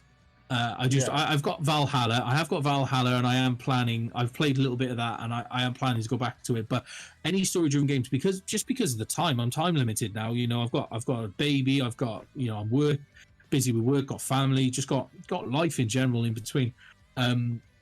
And so therefore, this is why I tend to play games that are very open-ended, Stardew Valley being one of them, and Animal Crossing, and Pokemon is easy to play. The Switch has been an absolute godsend, I'd point out, because I can play that wherever I am and take it to work and stuff. I will say, Dark Souls, I've streamed twice a week. Over how many weeks? I think I played it 16 times for like between 1 and 3 hours a session. Okay. Apart from 2, which went about 6 hours. So it's a game you can, like, if you want to, you could just like play once or twice a week and go to it, and that's what I did. I was fine. Yeah, I think like a big RPG with a massive story, like Dark Souls. I think there's like a lot of lore and stuff in it, but it's all stuff you need to pick up on. And like, I am gonna fucking play. Like, after finishing the game, like Devlin and Matt and stuff said, "Oh, go and have a look at some of the lore stuff. It's really interesting." Yeah, that's cool. But with stuff like Valhalla, like with Assassin's Creed, they're quite easy to pick back up because it's a rinse and repeat type of game. So, and that's fine, But yeah, like these big RPGs, bit of a struggle these days. I just can't. I don't have the attention span to keep it up, and it's one of those things, I guess. It's just with life and that. But yeah, no. As I was saying, biggest disappointment has been Anthem, and I am interested to see what they do with it. Crucially, though, they're rebuilding this game during the new generation, so I assume they'll be bringing it to this generation as well. Otherwise there's no hope for it. Yeah. So I assume they'll do the whole smart delivery thing and make it optimized for the Series S and X. But what about you? Is there any games in particular that has been a particular disappointment and you've gone back to, like you say with Dark Souls? No, not from this gen, not from any of the consoles actually. No. I've the only game I think of, but it was on PC, was No Man's Sky, but that's turned around a lot. I can't think of anything I've played and not really enjoyed from the off. Usually I finish games because I just do.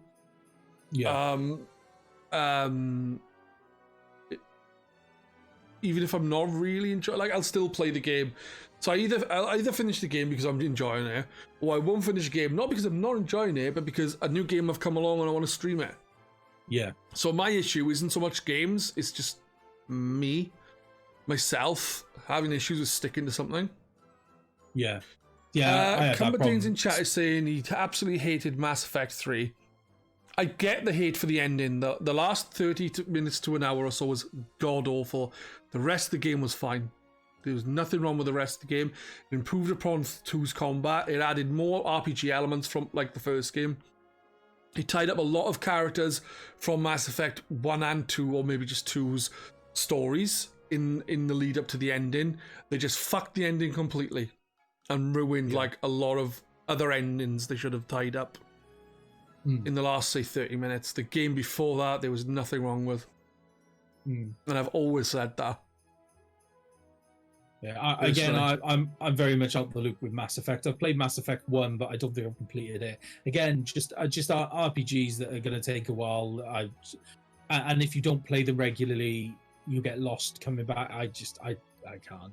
But Yeah, somebody mentioned, I think was it Cumberdanes, or somebody mentioned that obviously BioWare have had a really bad generation with the. Someone did. I think it might have been the last Garrett. generation. It might have been, yeah. But you definitely, you're not wrong. No, there. Ubellion did. Terrible Ubellion. They've had a terrible generation. Here's a question for you. What games have they released? Here's a question for you. One second, you asked what games they released. They released Dragon Age 3, Anthem, Mass Effect Andromeda. And they're the only three games I can think of. Andromeda, I played a bit of it. I played it for a while. It seemed like Mass Effect. But for some reason, I found it more boring. It was very janky on release. Obviously, I didn't play it on release, so I didn't experience a lot of that. I did see some jank, but not what was in there. For me, it just seemed a little boring. I wouldn't say it was particularly bad. I would just say I was bored. That is obviously bad, but it wasn't really shit. Dragon Age, I didn't play because I never finished the first one, and I wanted to play them in order. Did they do Dragon Age Origins this generation as well? Or was that Dragon Age 3? Dragon Age Inquisition was the last. They may have done a remaster of Origins, but I don't know. No, Inquisition. Yeah. So is that a remaster, is it, rather than a new game? No, Inquisition was a full third game. And that came out last generation. It came out in the first year or two of the Xbox One console, and first year or two of the generation. And Mass Effect Andromeda obviously came out later. Anthem came out later again. It was one of the more recent games they did, and not many people enjoyed it from the sounds of it. So Garrett said, what game was a surprise hit for you this Xbox generation? For me, I would say, I don't know. Surprise. Well, I guess Sea of Thieves is that surprise hit, but more not from the perspective of I wasn't expecting to like it. I was really hyped for that when with the E3 announcements. Me, Fake Grum and Atom were really hyped for that. But there's one thing. There's one thing. Fake Grum is what I'm saying. There's one thing for looking forward to a game and playing it, and you could still be like, oh yeah, this game's great, but as I think everyone's very aware now, Sea of Thieves has been such a massive part of this generation for me. So it wasn't that I wasn't expecting to like it. It was I expected to like it, but I didn't realize how much of an impact that game was going to have for this generation for me. And as I've said, I'll still say, for me, this is that game on its own defined the generation for me. So not a surprise that I liked it, but a surprise that I fell in love with it, if you know what I mean. Yeah. That makes sense to me, man. I'm trying to think of the games,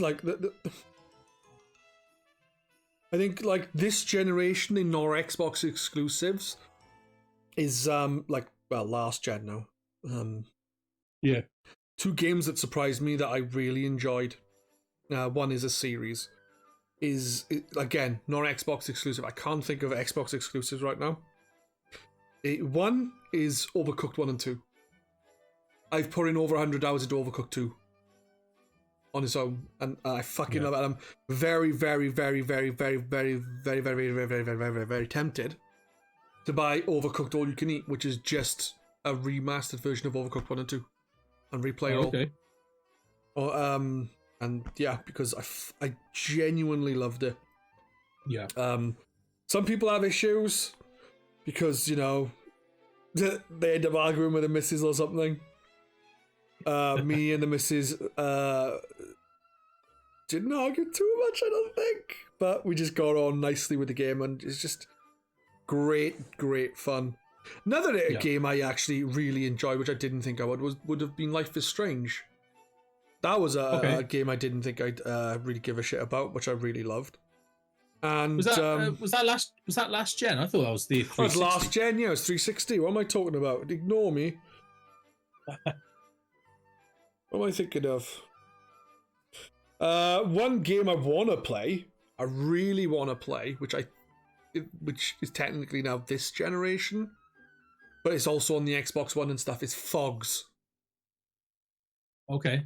Do you know what that is? Nope. Not a clue. Right, are you able to look up Fogs right now? No, it's PHOGS. Basically, it is this long dog with a head on both ends. And and a cooperative player have to get through levels and puzzly stuff. It's basically cat dog, but with two dog ends instead of a cat end and a dog end. So it's dog. It looks awesome. It genuinely looks really good fun. I honestly want to play that. But the biggest game for me that I've ended up loving, or genuinely just single player game that came out during the Xbox 360, Xbox One and PlayStation 4 era, which I played on the Xbox One X. It had shit loading times, but I fucking loved Control. And the reason why that shocked me is because I've never really played many games made by the company. I've played, I think it was Max Payne back in the day a little bit, and like I can't remember much about it. I finished Alan Wake, and I just found it a little bit boring, a little repetitive. I'm gonna go back to it at some point and give it another go. I didn't bother playing the last game before Control because I was just like, eh. And then I picked up Control because I wasn't sure what to play on my Xbox, and I thought, right, what should I play? And I just chucked Control on, and the more and more that I played, the more and more I got into it. I just really enjoyed that game. I haven't finished the DLC yet, but I'm really eager to get it done because it links into Alan Wake.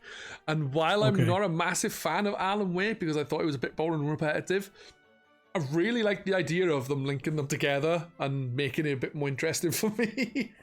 Yeah, well, that's pretty cool the way that they've done that as well. I don't know anything about how they link it together, but I can't wait to actually find out. Yeah. Well, it'd be interesting to see, I suppose. But yeah, I'm just trying to think now. So yeah, there's definitely some games that have come out that like I can't probably think, like Ori and the Blind Forest. When I first saw it, I was like, oh, this looks amazing, I'm gonna really enjoy this, and I did.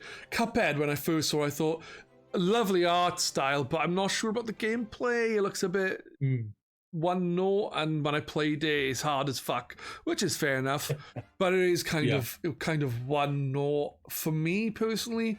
It's like it doesn't.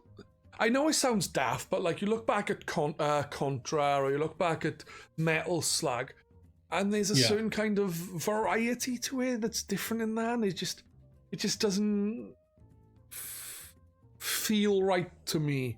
Whereas again, that is going to vary on person. I know a lot of people goddamn love Cuphead. Yeah. So there you go.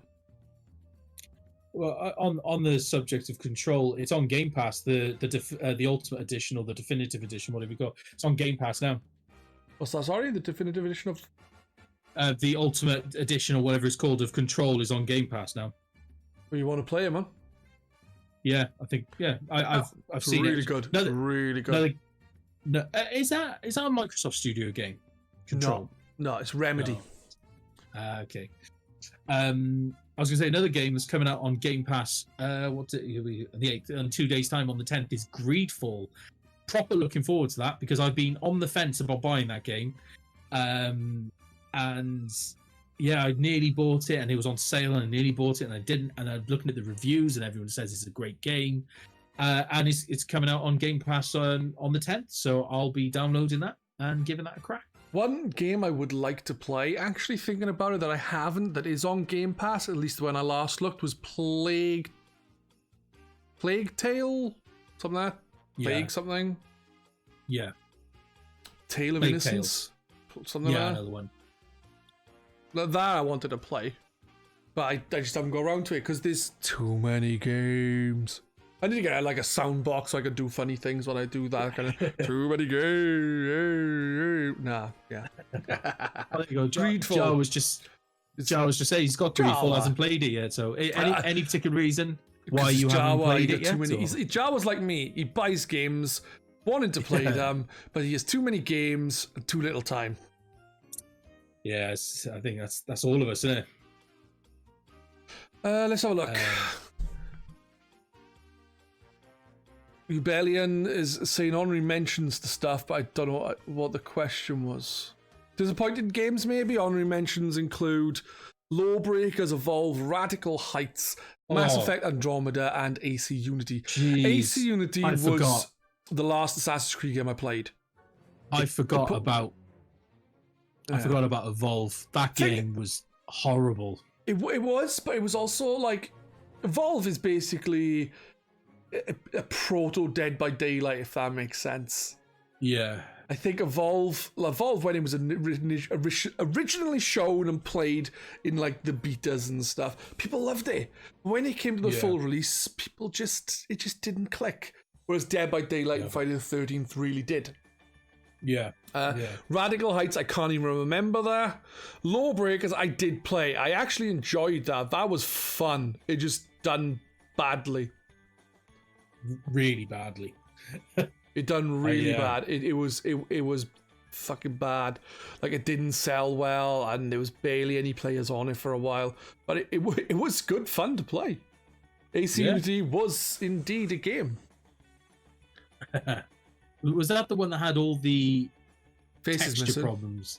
Yeah, was that Unity or was that no, that was AC one? Unity, yeah. That AC Unity, I actually, it was I got clips of me like oh no, I need to listen to this conversation. I'll jump into this little outhouse. I jump in. Oh no, I'm falling through the floor.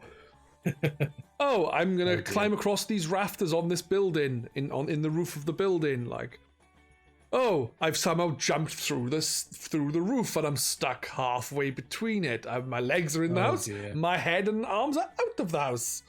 Shit like that. And that was a while after the jank was patched. I was gonna say, I assume they fixed the game now. Probably to an extent. This is the issue with open world games, though. There's so many issues that can arise. It's like Skyrim is fucking huge and it has many issues. But what do you expect when you've got so many when it's such a big game and the engine's about 90 years old? Yeah. Again, it'll be, when the next Elder Scrolls come out, can you imagine? Like, I would be very surprised. And it's Bethesda, isn't it? It's going to be janky as all hell. Yeah. Yeah, but you got Obsidian making the game they announced. People are believing it's going to be like Obsidian's Elder Scrolls game, which would be cool. Starfield. No. It was just a trailer show, and it was just like Obsidian. They showed like arrows now shooting at people and stuff, and people are like, oh yeah, it's going to be like Skyrim, Oblivion, Elder Scrolls. Fuck. So there you go. Java saying he loves open world games, feels good to just explore, and I can get behind that, but at the same time I eventually get bored. Like, I get open world games, I get why they are so popular, but I also like direction. And the thing I actually dislike nowadays is so many games are trying to do such big open experiences. It's missing the linearity, and I like that in games.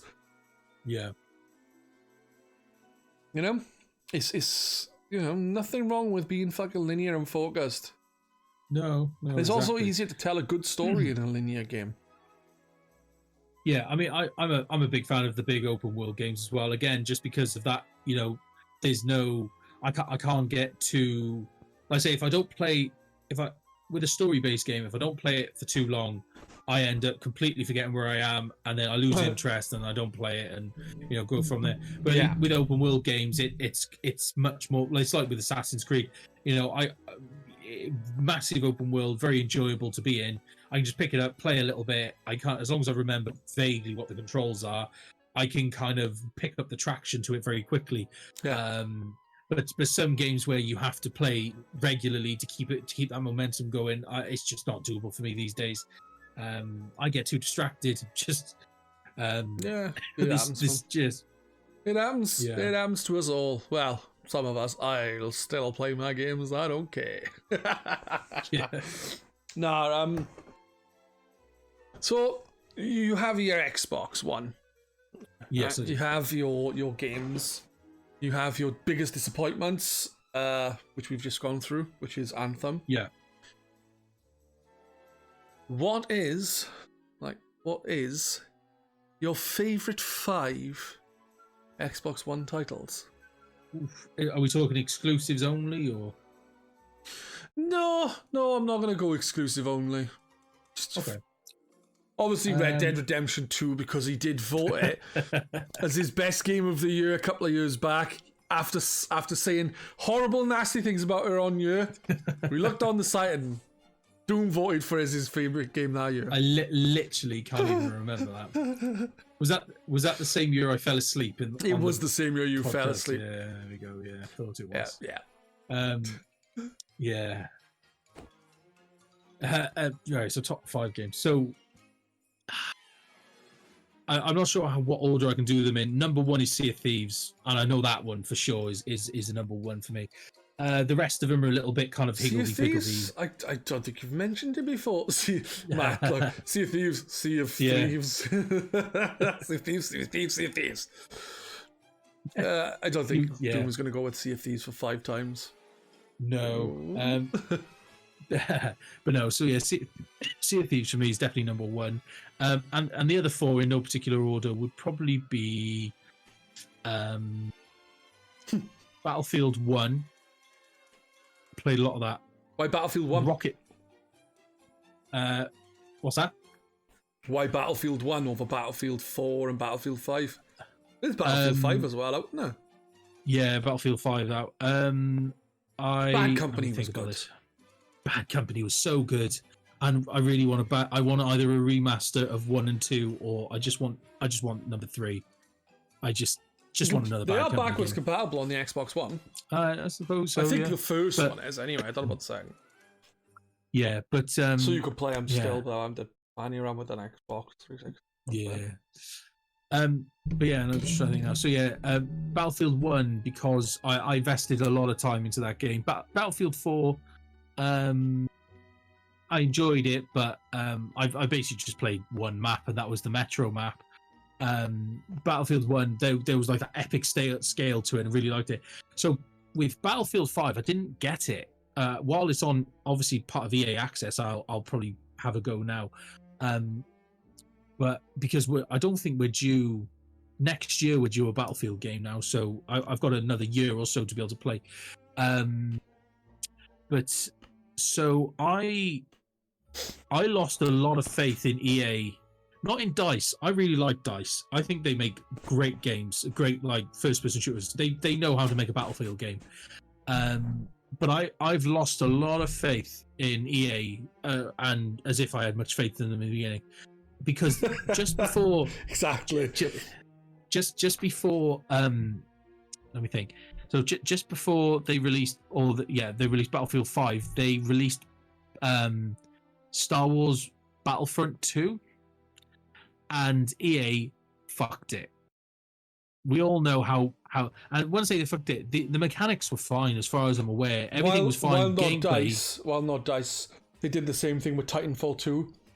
Yeah. EA obviously launched it just before fucking Battlefield, and then Activision had COD coming out just after or something. It was like in between the two. And Titanfall 2, they set it up to fail. I don't care what anyone says, Titanfall 2 is better than fucking Battlefront, Battlefield, and fucking COD.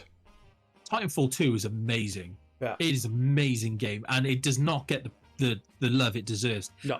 But yeah, like you said, they set that game up to fail, which again, it's on who developed that game? Titanfall. Yeah. Respawn. Respawn. They're the people who did Call of Duty 4 Modern Warfare, Modern Warfare 2 and stuff before they left, because the Activision were basically shit, and they're like, nah, we're leaving, and the main guy left, and a lot of people left with him. Was it EA that published it? I think EA owned Respawn now, and that's why they're doing. So, Respawn also did Jedi Fallen Order. Yes, they did.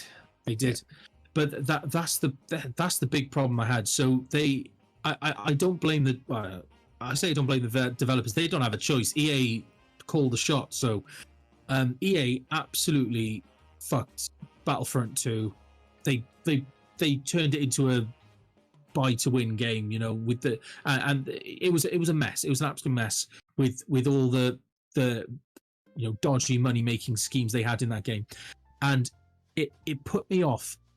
And bear in mind, up until this point, I was a sole Battlefield player. I didn't really at this point I hadn't played a Call of Duty since the first Black Ops. I was, from that point onwards, I was Battlefield only. Loved the games, but honestly, I saw the way they treated Battlefront 2, and obviously DICE were developing that, and I was looking forward to that game. And I saw how badly EA got their dirty little claws into it, and just mutilated it in terms of just with the pay to win mechanics and putting things behind paywalls, and just it was a mess. It was an absolute mess. So it put me off buying Battlefield 5, and it was a real shame because I want to support DICE, because I think they're one of the best developers around, especially for that type of game. My issues with Battlefront and Battlefront 2 that I've played is they are not as good as the old Battlefront games. The old Battlefront 2, they were excellent. Battlefront 2, the old Battlefront 2 is a lot more varied. It's just better. It's just better all around. And I think the issue with, for me personally, Battlefront and Battlefront 2 just felt like Battlefield with a Star Wars skin. It didn't feel like its own game. Yeah, that's for me, that's from you know, my view. Like, but I mean, for me, that's not a problem because I love the Battlefield games. But yeah, no. But the thing is, now that I've got EA Access as part of Ultimate, I'll probably download Battlefront 2 as well as Battlefield 5. And give them a good go now because I don't need to worry about it. But honestly, EA, and again, you know, with the whole, I usually reserve judgments, and I kind of make my own way. But honestly, it was so like EA really they just really pissed me off with it, because I just saw them as they're mistreating some of the best developers around, do you know what I mean, with DICE and that style of game. Like I loved Battlefront 1, by the way, when that came out a couple of years ago. I loved that, played a lot of that, and yeah, I just saw the way, and it was so obvious the way that EA just got their dirty little claws into it. Fuck you, EA, and your dirty little claws. So it honestly, like, from that point onwards, I said I'm not it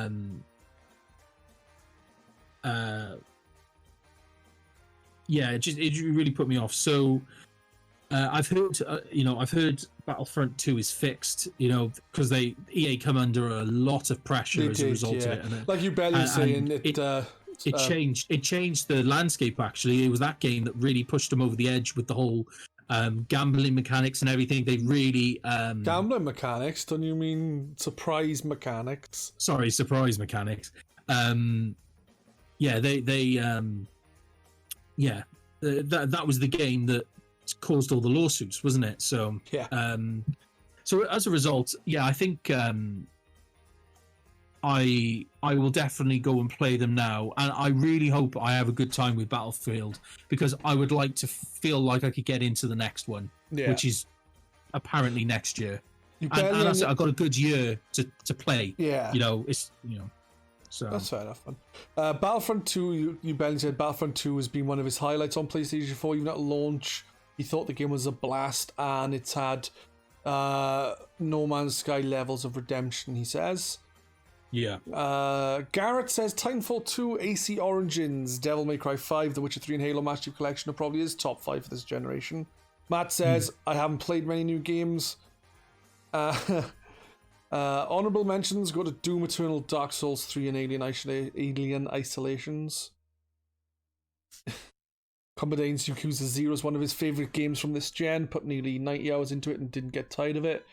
Jao says, my faves this gen are Mad Max, Fallout 76, No Man's Sky, Dark Souls Remastered. So you've named two. You've gone for Sea of Thieves. We all know why, because it's quite good. You've gone for Battlefield 1. Battlefield 1, yeah. Yeah.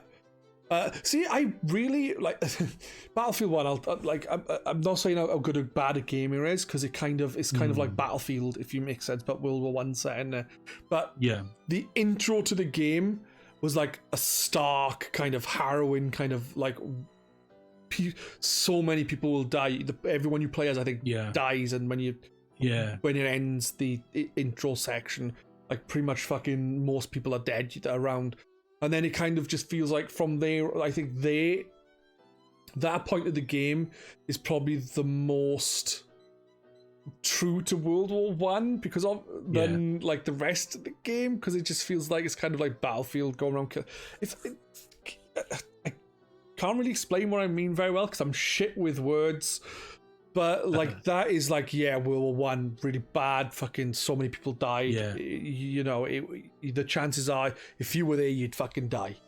But after that, it's like you just seem to be. I'm one person, and I'm going to take out fucking armies of people again. One man army, one man army. It kind of loses that. I agree with that. It does. It loses a kind of.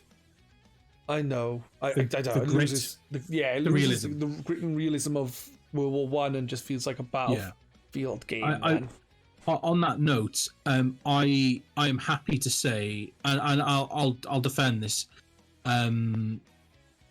Battlefield 1 has one of the best openings of any game I've ever played. That scene where, like you said, people are just getting mowed down left, right, and center, and you play. Like everyone you play as eventually die, no matter how good you are at a shot and everything. You get overwhelmed, and then you move to another person in a slightly different position. Like honestly, that was I've gone back. I think it was really good. Yeah, I've gone back and played that first opening level, like or whatever you want to call it. I've gone back and played that so many times because it's so good. And yeah, like that for me. I can't think of a better opening to a game. Like. For me ever, like it's so good, it's so hard hitting. I think for if it was done for any other game, I think it would be interesting. But I think because it kind of showed just how shitty World War One was, or the first World War. It was a shit show. You know, it does. It's just after that, it kind of, but that intro, it really does set it sets the tone for what the game should have been. Yeah, you know, it shows like World War One was not like nowadays people are like, war, so cool. I know people really don't think that way. Like some people, most people don't think that way. But I think what that showed is like, no, this is just sad. It's depressing, it's dirty, you know. And actually, you know what, genuinely I was for me anyway, I didn't see it coming. Maybe I should have, I don't know, but in the second war story, they were called war stories when they in the second war story, I was caught off guard actually. So the second one, you basically play as a tank unit. You're making your way through France, I think it was. I can't remember exactly, but anyway, you're making your way through wherever you are. And have you seen the movie Fury? No. Okay, well that's about I haven't. I was trying to think. I was like, no, tank unit. No. Right. It's about a tank unit in World War II, but it's that kind of feeling where you're a tank unit. You start off in a group, and then eventually you're down to just you, and you're trying to find your way to safety type thing. Anyway, halfway through that,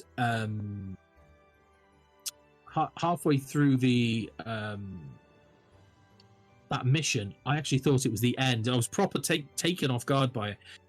There's a moment where your tank has broken down, your track is broken, the enemy have surrounded you, like basically, like the characters are talking because you can hear the chitter chatter of all the you're controlling the tank, and you can hear all the like the crew inside talking, and you know, they're basically saying like, this is it, like, we're done, we've gone, you know, we've pushed as far as we can go, this is our last stand, we've got our last option is to release the dove, to call in an artillery strike on ourselves to take out the remaining, you know, it's going to kill us, but it's also going to take out the German forces that were there as well. And there's that moment where you release the dove, and then you play as the dove. So you're flying over this battlefield, and you're up high, and you can just see all this devastation around you, and you see smoke, and it's gritty, and there's this like really like this almost like it's not a choir, but it's like a single, it sounds like a woman kind of singing in that like choir way, just kind of really like melodic, and it's very, very like, it's very Lord of the Ringsy actually, in the way it sounds, but it's so like very somber, because you're flying this dove back to HQ basically, and with this music going, with the knowledge that you're about to kill, you're about to kill yourself. You know, it's that kind of, you know, you're calling this dove in with the coordinates, and they're about to drop an artillery strike, and you're flying for a good few minutes. You know, you're free flying. You can fly around the battlefield and just have a look, and you know, and maybe this is where the realism goes a bit wrong. But I was proper caught out, because as I was flying this dove, I was like, because you're hearing the talk, the chatter of the team, you've bonded with the team a little bit, because they've been through shit basically. You've put them through shit by controlling them, and they finally, and the conversations they're having in the tank that you can hear, they've all accepted death. They've all gone, we've tried our best. We're not going home. Let's one last hurrah. Let's take out the units that are around us. There was a couple of German tanks and an infantry and that. Let's just take them out with us. And it's the conversations they're having. And you're flying this stuff, and you're like, I'm sending these guys to death. You really got that feeling. And then the artillery, and then you get there, and then they set the artillery off, boom, boom, boom. Anyway, you end up surviving just about, and that's where maybe the realism goes. But I was so caught off guard by that, because I thought it was the end of the mission, because it was, I played that mission for a little while, so I thought, this is the end of the mission. I'm about to kill myself. But then you didn't die, and then you kind of continue on the mission. You kind of limp your way through the rest of it, but. That's maybe where you could say the realism was gone. But honestly, they were so hard hitting, because you're just listening to these conversations that this crew are having, and they were all basically just said, we're done. You know, we can't do any more. We're not going home to see our families. You know, there's one last thing we can do, and that's to sacrifice ourselves in order to help the greater good type thing. And yeah, you're just flying that dove, and it's somber, and you're just like, shit. You know, I'm about to kill this crew. You know. And he's so hard hitting, but I was proper. Yeah, it caught me off guard. Really caught me off guard when I didn't end up killing them. Like, yeah. You know, it became a bit Hollywood after that, which, you know, is kind of to be expected, I suppose. But yeah, that and the opening mission, like some of the most hard hitting kind of like things I think I've played. You know, it's excellent. Honestly, it's excellent. In chat they mentioned a game called Valiant Hearts. It's a 2D game. I played it a bit, and I was really, really enjoying it, and then I got sidetracked. That is a game that a lot of people will talk emotionally about. I genuinely think if you like a war game, but it's not a first-person shooter, that is like a story above all else. Like that. Yeah. All right, cool. I genuinely think I don't know if it's on Game Pass or anything. I think it was on Gold. Valiant Hearts. It's a 2D game. It's basically like, I think it starts off you play as different characters. And one of the characters goes to war. It's like, obviously this guy is married to a French woman. He's in France. He gets kicked out. He's then in the German army. Father-in-law is sent to war. Obviously, he's French, so he's on the opposite side. So you know, there's quite a few characters, and he even plays a dog. Oh, lovely. Yeah. So yeah. What about your third game then?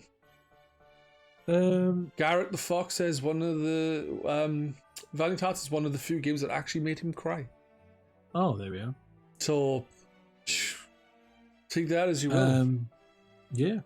But yeah, so just to clarify, the reason why Battlefield 1 is there is mostly because of the multiplayer, because that's what it excelled at. So played a lot of multiplayer on that. But those two particular parts of the story are the things that stood out to me. Anyway, after that, it's just like how Hollywood, every one man takes on 7,000 armies. And he's just a normal man with a gun. I'd probably say number 3 is Rocket League. Played a lot of Rocket League. Never heard of that. Can you explain to me what Rocket League is? Rocket-powered cars playing football. Okay. So, do they have legs? Nope. They on wheels, just normal cars with massive rocket boosters on the back of them, and you use yourself to smack a ball into a goal, basically. Yes. Really enjoyed that. That's been a great game. And since having the 1X, it's only got better because I'm playing it in 4K 60. With HDR. HDR on that game, I would point out, is brilliant. It looks everything pops like mad. Like it's like neon. Everything's just like fucking in your face. It's amazing. Definitely number 3. I'd say is Rocket League. I really got to get back into that. I haven't played it before. I go through stages with that game, but I always enjoy playing it. Yeah, Rocket League. I've had a little experience with that game, and it's quite enjoyable. I like the bit where you drive around and hit the ball and score an own goal and celebrate and have Matt shout at you. Now, Pedz. What? Oh no, it's the wrong goal! That's literally my reaction. Oh dear. But I mean, sadly, the sad thing for me is Rocket League, for me, probably has one of the most toxic communities around.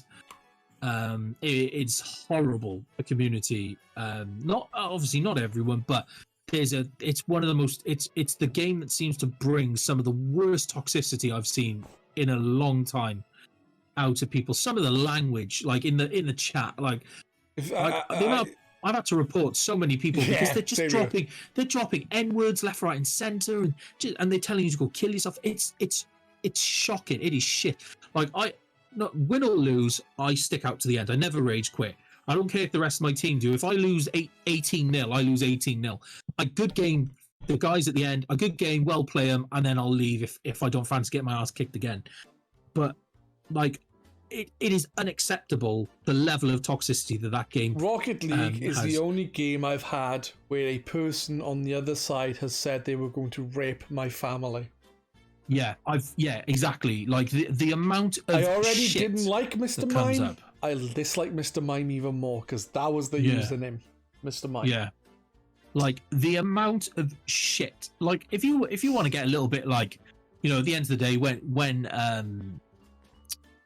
if somebody scores a goal against you, then everyone's like, what a save, what a save, what a save. I get involved with that. I find that funny. Like if I let in a stupid goal, I'm the first one to put like what a save in the little chat thing. I'm all up for a bit of banter, that's fine. But like I've never come across toxicity like it. It is like, and bearing in mind, like I've played like Modern Warfare 1 and 2 on the 360 and been in the voice and been in the team chats there when you've got 12-year-olds telling them that they're gonna go and like have sex with your mum, But Rocket League has been another level. It's disgusting. It's absolutely disgusting. And personally, I do not think that they have done enough. I know this. You can't monitor literally everything, but that's a lie. You probably could if you wanted to, but like I don't think they do enough. Like personally.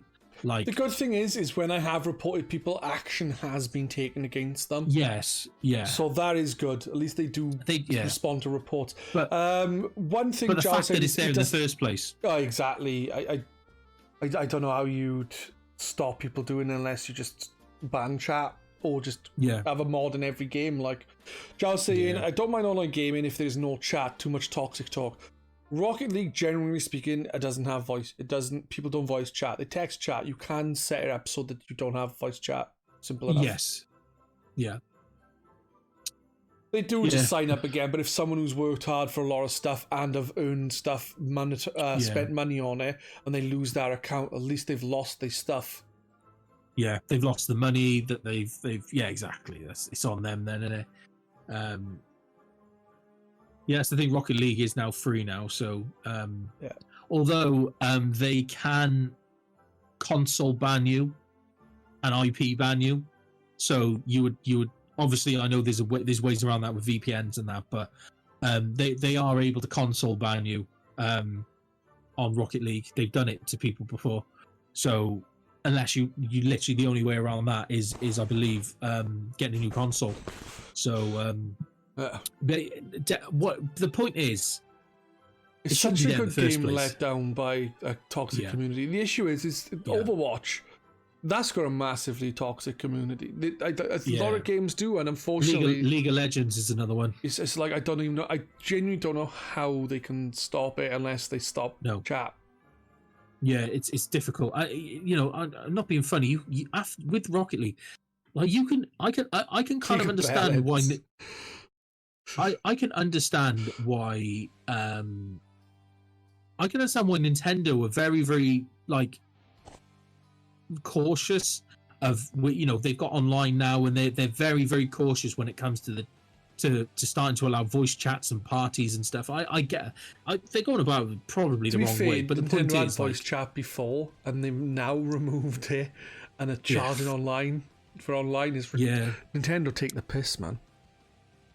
Piss takers. They're charging us extra money and removing functionality. That ain't right. But yeah, no, it's just so Rocket League, it's gameplay, and I've had lots of fun on it. Lots and lots of fun on it, and I will continue to have lots of fun on it. But my God, I've never seen abuse like it from another game. And like I said, I've played Modern Warfare 1 and 2 on 360 in the voice chats, and you get all sorts of 12-year-olds screaming you there. Yeah. But like, someone just telling you they're gonna fuck your mum is one thing. You just go, yeah, okay, whatever. Like, it's another thing to like. Exactly, Matt.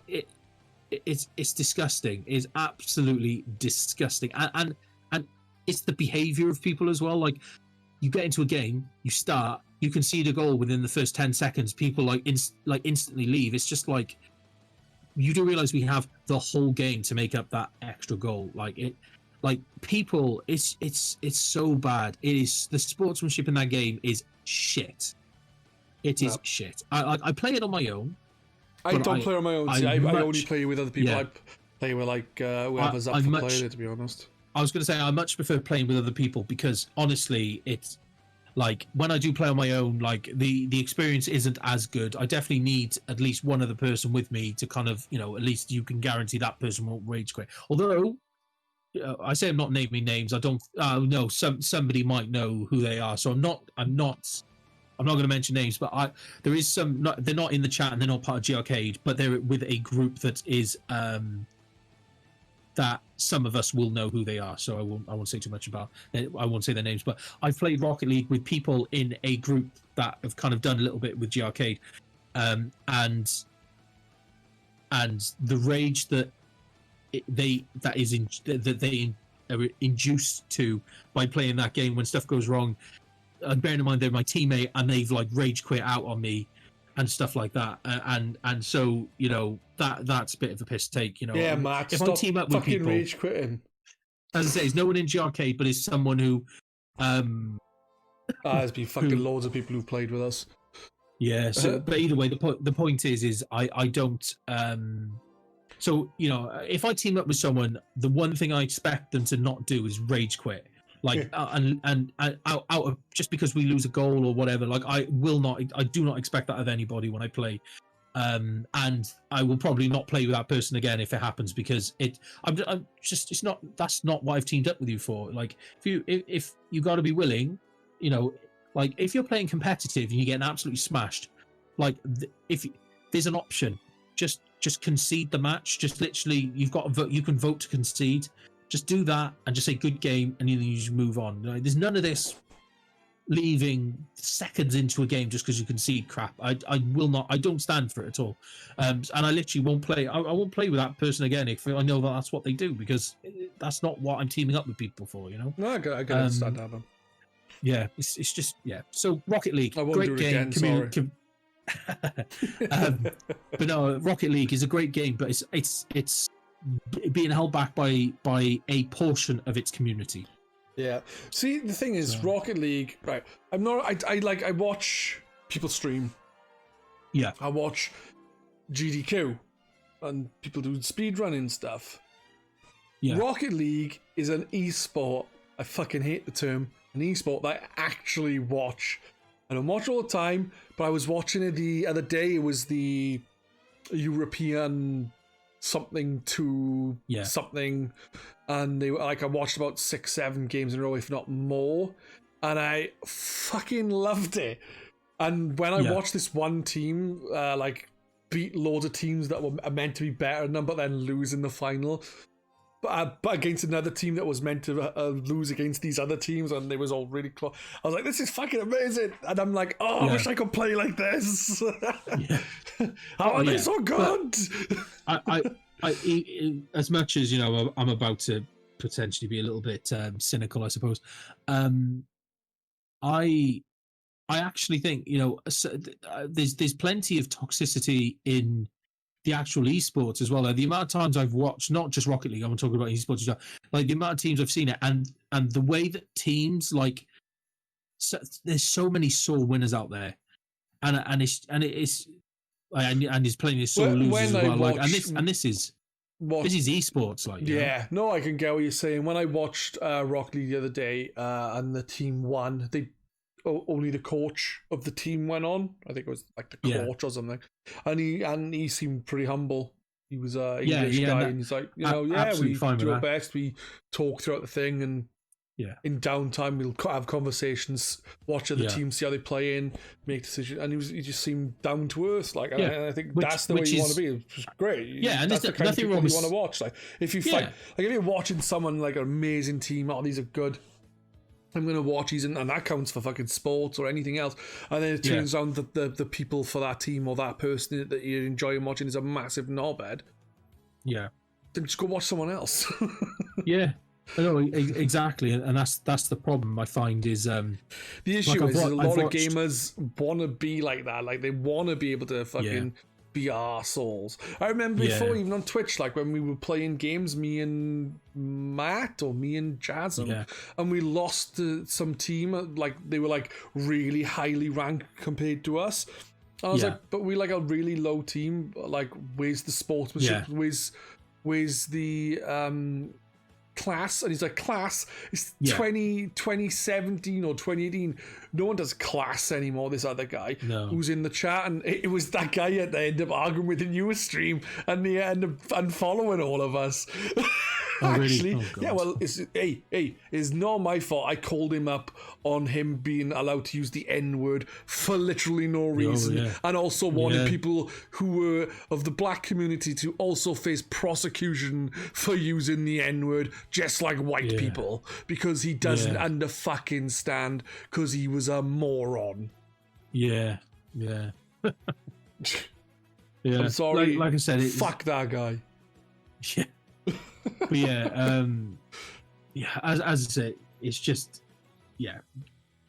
but I can't, I don't want to like knock the game as a game. It's fun, like I say, it's just sadly, the game itself is I love the game itself, but the community, I can't disagree with you that there is a high proportion of knobheads.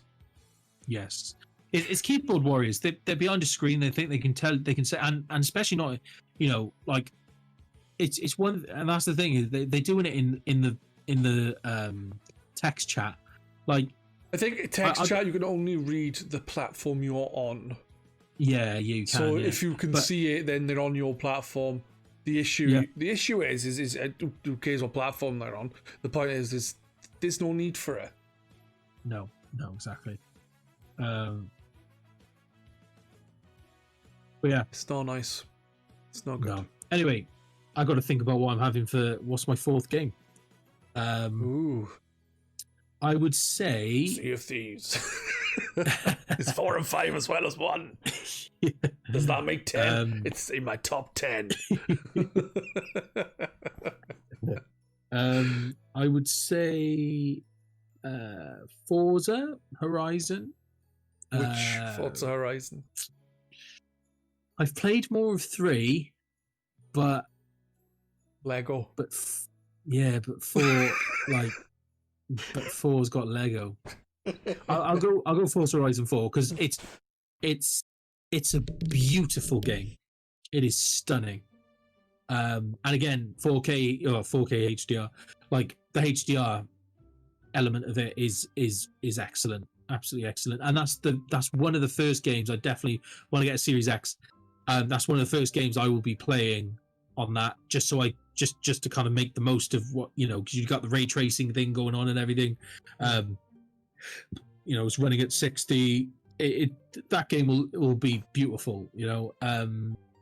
Again, with Forza Horizon 4, there's a performance mode which the Xbox One X has, which allows it to play in 60, and it drops the resolution to 1440p. For the life of me, can barely tell the difference between that and 4K. Like when you're driving around and stuff, like maybe if I stop still, I think the performance mode is removed from X Series because it just basically does everything, the performance and the quality. It does. You don't need in it. One go. But with the One X, you've got the ability to have performance or visual mode, and visual mode runs it at 30 in 4K, and performance runs it in 1440 at 60. And honestly, like, maybe because, like I say, I'd have to have 2 screens next to each other to compare the difference. Really, honestly, Digital Foundry to have for you. Yeah, exactly. but honestly, I'd rather play that game in 60 frames a second and barely notice a difference in resolution. Any racing game or fighting game should be minimum 60. Yeah. In my opinion. It's an absolutely stunning game, and mechanically it's great. Yeah, so I'll say number 4 is Forza Horizon. I do want to play more of it. I just get distracted by so many other games. But I will definitely play more of that. And again, it's one of the ones that I'll look forward to. But too many games are a problem. It's a good problem to have, though. It's very good. It's a proper first world problem, isn't it? But yeah, no, that's definitely one of the first games I'll be playing when I get a Series X for sure. Just trying to think now.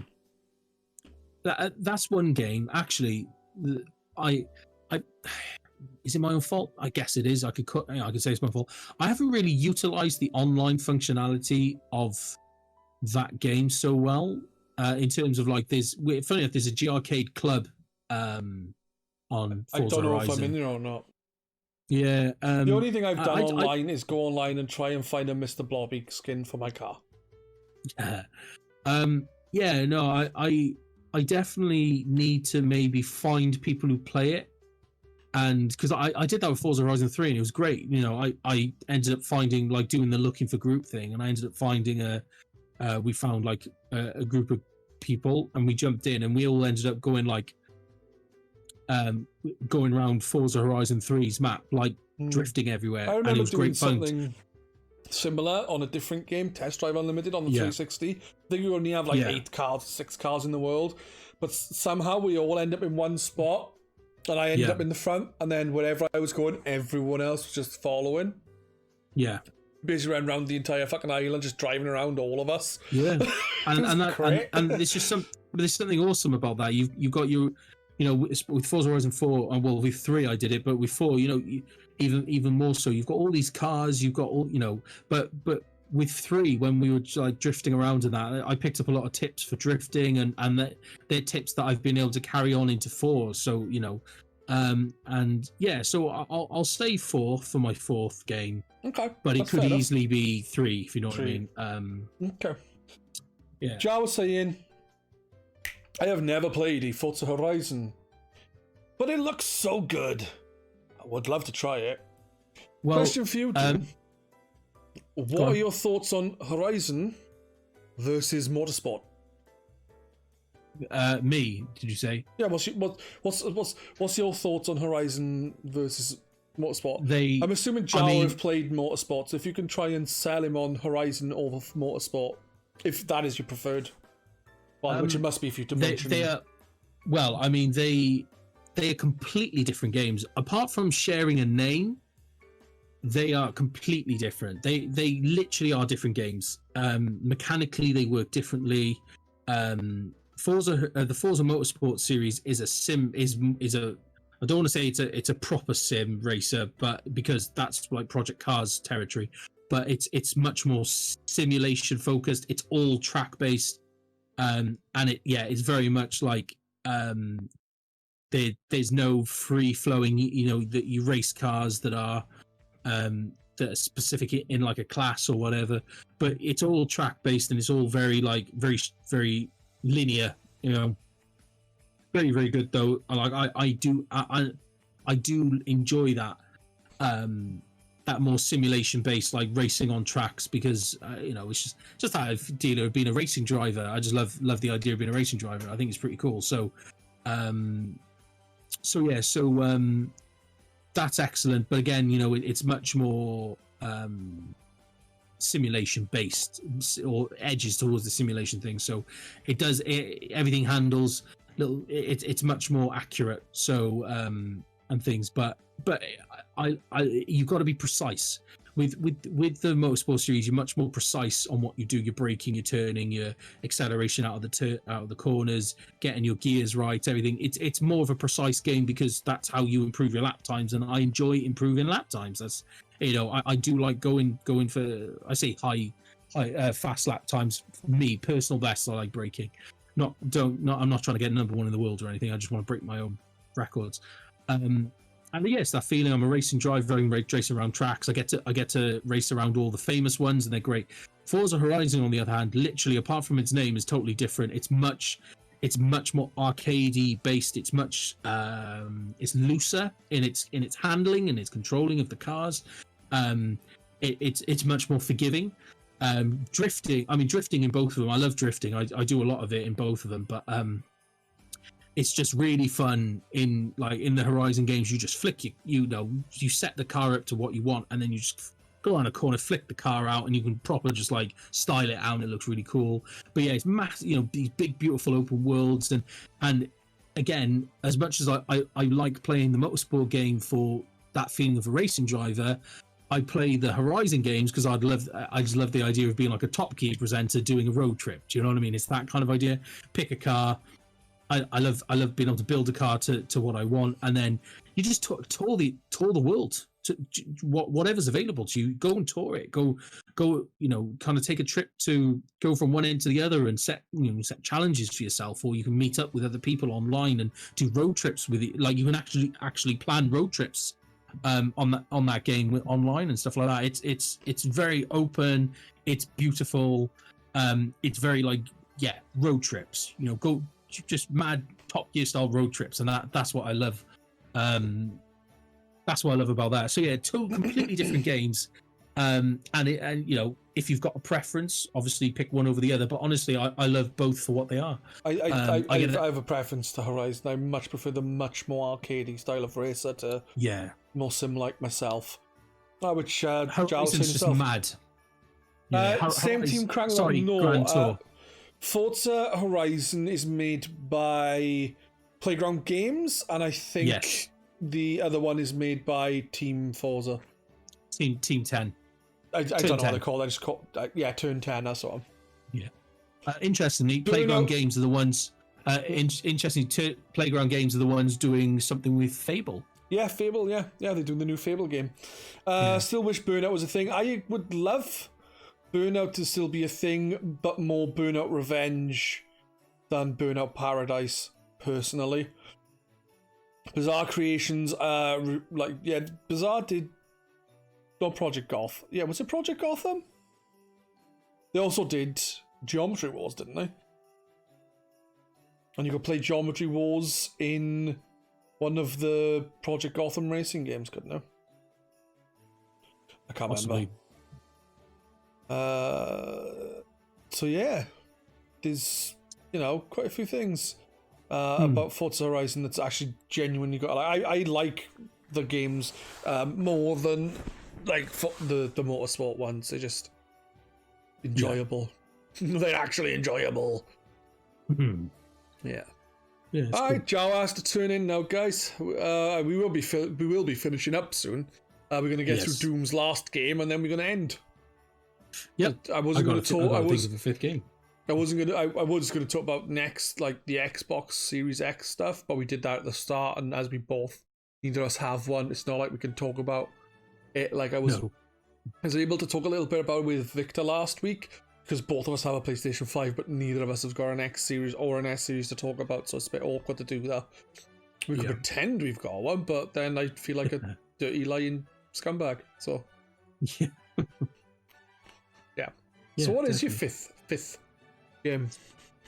I'm trying to think. I don't know if that's a good or a bad thing. It either means I've played too many games for me to decide, or I haven't, or this generation I haven't played enough. It's probably you haven't played enough because all you do is play fucking Sea of Thieves and Rocket League. Yeah, pretty much. That's the problem. No, the issue is there's so many games, and when you play them on various consoles and different platforms, and you play a lot of retro stuff, it all kind of blends in together. Yeah, and honestly, the Switch has been such a big part of this generation for me that Is it Fortnite? I don't think Doom plays Fortnite. Oh god, I think Doom's a fan of BRs. I like Battle Royales, but Doom doesn't. No. What would I put in the fifth slot? It's a tentative decision because I can't, off the top of my head, I can't think of anything else right now, unless I suddenly spark something. Haven't played that. I've heard it's quite good though. Rise is a game that had a worse reputation than it deserved, in my opinion. Yeah. Pokemon wasn't on the Xbox, unfortunately, Matt. Or I would have known that would be in the top 5. Yeah. I think what we'll do is hopefully now, before the end of the year, is get Doom on and someone else on if possible, or like a couple of people, and just talk general favorite games of the last since the Switch came out until now. Because I would say since the Wii U came out, but everything on the Wii U is on the Switch, so there's no point. I think. Yeah, so I think for number 5, I am gonna go with. I'm gonna go with Assassin's Creed Odyssey. Oh, nice. Odyssey is the Greek set one, isn't it? Origins is the Egyptian one. Yeah, I haven't played that one, but so Odyssey is my first. It is the first experience I've got with the new style of Assassin's Creed games. But as far as I'm aware, it's as much as you can play any of them, and none of them feel outdated compared to the rest. As far as I'm aware, Origins is a little on the boring side, where Odyssey seems to be a much better mix of everything. And I have no idea. I've not played either of them. I haven't played one since Unity, and no, it's a shame. I used to get them every time they came out, and then it's just like too many. I kind of lost interest after. I'll be honest. I kind of lost interest after the Assassin's Creed 3. Not because of the game itself. That was a big part of it. I did kind of playing in Black Flag. Sorry, it was awesome. Yeah. But the main reason is they kind of pushed the anima stuff, and Desmond died. So I actually liked all that stuff, how it was all linked through the animus, and it was genuinely seemed like it was setting up something big to happen in the future, where you play as Desmond and would do stuff. But I think because so many people went wah science fiction wah, I reckon they decided to fucking kill off half the cast and start doing shit with the wankers. Yeah, but in general, I just think it's I've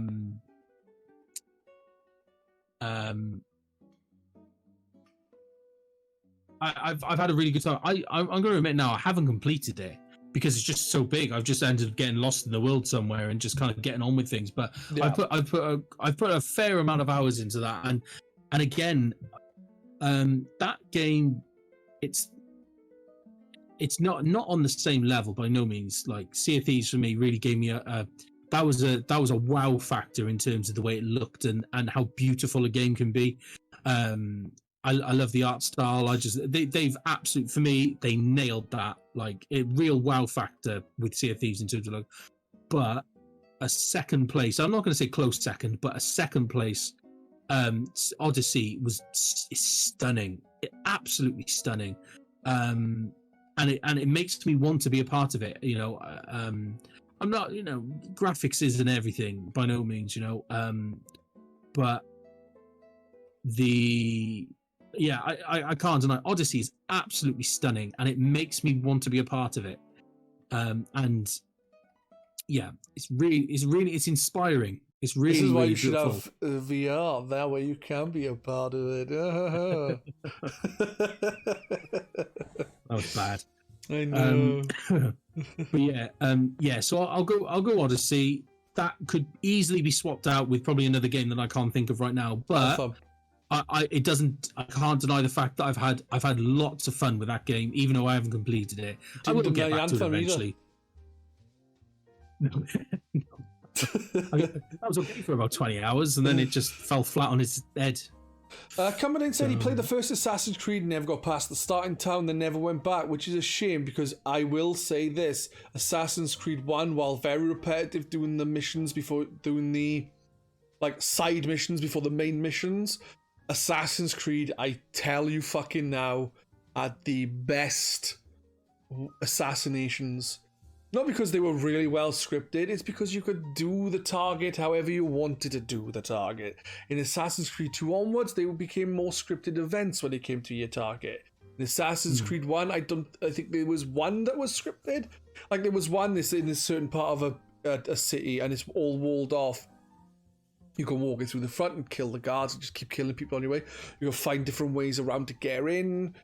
It was awesome. And like I said, Assassin's Creed 2 onwards, a lot more scripted events were put in place for your targets, and it is disappointing. I think Unity actually tried to go back a little bit.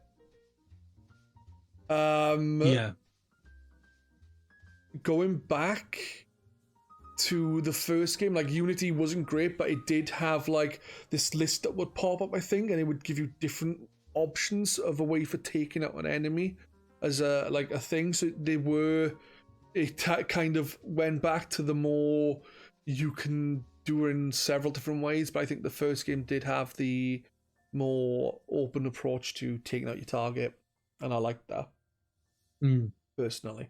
That's cool. That's a shame, really, that they kind of did the whole scripted thing. But Assassin's Creed 2, the two Assassin's Creed Ezio games were better. Black Flag was better. 3 had some better bits, but I couldn't stand Connor. He just bored me to shit. Yeah, Fun fact, Black Flag was my first Assassin's Creed game, and I played that on the Xbox One. I didn't play it on 360, played it on the Xbox One, the remastered edition. And you know what? I played it on PlayStation 4. Yeah, and that game's brilliant, by the way. It is. I really think that's a great game. I like Edward Kenway. Kenway's great. I only didn't choose it because it is technically a generation before that as a 360 title, so I didn't class that. But no, honestly, AC Odyssey is great. It's great, and I'm looking forward to getting into Valhalla. At some point, I'll go. And that's the thing with those games is I don't feel the need to complete them. It might sound a bit weird because they're just massive open worlds, and I just see it as a big sandbox to go and have fun in, and that's kind of how I treat them. And eventually I'll get round to finishing the stories for them, but I enjoy just going around and being all badass and sneaky and doing things the way I like to do them.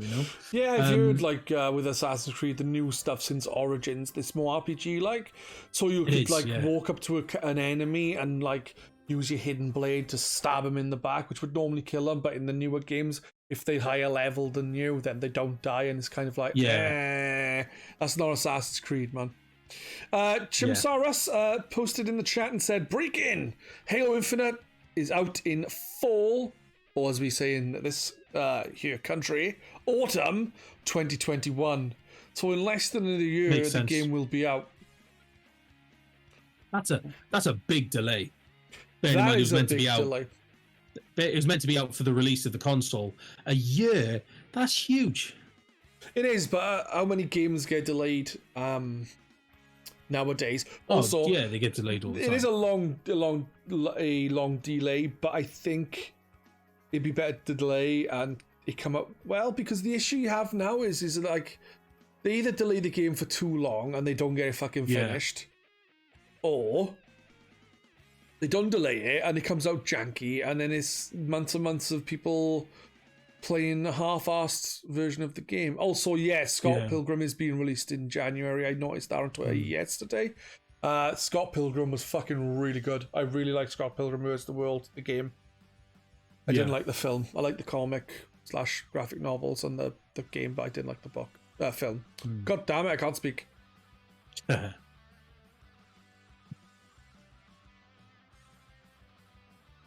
Commodane said Dark Brotherhood in Oblivion was cool as you earned better rewards for making hits look like action. I love the Dark Brotherhood in Oblivion. I much preferred the Dark Brotherhood storyline in Oblivion to Skyrim. Then again, I think I found all the like guild stuff better in Oblivion to Assassin's Creed. Skyrim. Yeah. Yeah, the Dark Brotherhood stuff in Oblivion is so much better than the Dark Brotherhood stuff in Assassin's Creed. Yeah. So yeah, it's Assassin's Creed or Odyssey. I'm surprised because I haven't really heard talk much about Assassin's Creed. It's one of those games that I've enjoyed in my own time, just pottering about. Do you know what I mean? I jump on now and again, explore, stab someone. Yeah. Explore a bit more. Yeah, it's just one of those games that I've just kind of quietly enjoyed, if you know what I mean. And honestly, there might be another game that I've enjoyed more that I'd put on the list, but as of right now, I can't think off the top of my head. Yeah, it's too many games. So like you said, they all blend into one. You asked me what my top 5. I couldn't fucking tell you. Because I've been playing. The issue is I've been playing games across like the PlayStation 4, the PC, the Xbox, the Switch. I've been playing retro titles like yourself, so it all just gets jumbled up. And like just now, it's like, oh yeah, I really like this game. I was surprised good. You're like, wasn't that 360? Like, oh shit, it was. I just get muddled up. Like, if I had a list of games and I've played, I could look through and go, right, this one. Maybe that's what I should have done before. And I said, yeah, get a list of your games. Yeah, and we'll discuss your games. Because it's like Doom said to me earlier, do I need to do anything or like research anything? I was like, no, I'm just going to talk shit. And I'm thinking about it now. Maybe I should have said, think of your top 5 favorite games. Look at your game list and see what you played. That would have been a good idea, Pedz. Dumbass. Yeah. We got there in the end, though. Yeah. But I would like, hopefully, to get people together, like myself, you, Victor, Genual, Cora, Matt, Cumberdanes, you better. Whoever wants to jump on, and have a jump on talk about maybe like the last year. Not so much the Switch's lifetime really, because that we probably do that when the Switch 2 comes out or whatever the fuck they're gonna call it. Yeah. Or the revision. Yeah, the revision. Yeah, but if we can get a couple of people to talk about say the last year, this year for PlayStation 4, PlayStation 5, Xbox One, Xbox Series consoles, the Switch, that kind of thing, just to round out the year, and then talk about what we like to see in the next year and beyond with the future of this generation's new consoles. Hopefully we can get that done, but obviously we'll have to speak to people. And if any of you want to take part, guys, in chat, and you would like to jump on for the Twitchcast, please do. There's no rules of who can take part. It is literally for anyone. Even if I'm not taking part and Doom's not taking part, if you want to go ahead and do it, I'll sort you out a stream key for the channel, and you can fucking go ahead and do it. Yeah. At the end of the day, sure. The more my view is the more. I think for one podcast, you don't want too many people there. because you'll talk over each other too much and it might get a bit too cluttered. But I think generally speaking, like 4 people, 3-4 people, and having a variety of people, so you get more voices heard, you get more opinions, you get more points of view, is only a good thing. Unless you're going to come on here and be an asshole and mean to people and a massive fanboy, you know, then don't bother. If you're going to come on here and have a nice chat and a laugh, and make occasional sex jokes about Doom's penis, that's all good. Well, exactly. The thing is I actually did basically do an interview with Doom, like I think it was like just getting to know Doom a bit better, asking him questions. And I've done the same with Cora. Years ago. Yeah, it was years ago, but I did the same with Cora like this year. So like it would be good to do that with everyone who's taken part. Like I'd like to do with Matt because he's taken part, Jasm because he's taken part, Victor because he's taken part, Januel because he's taken part.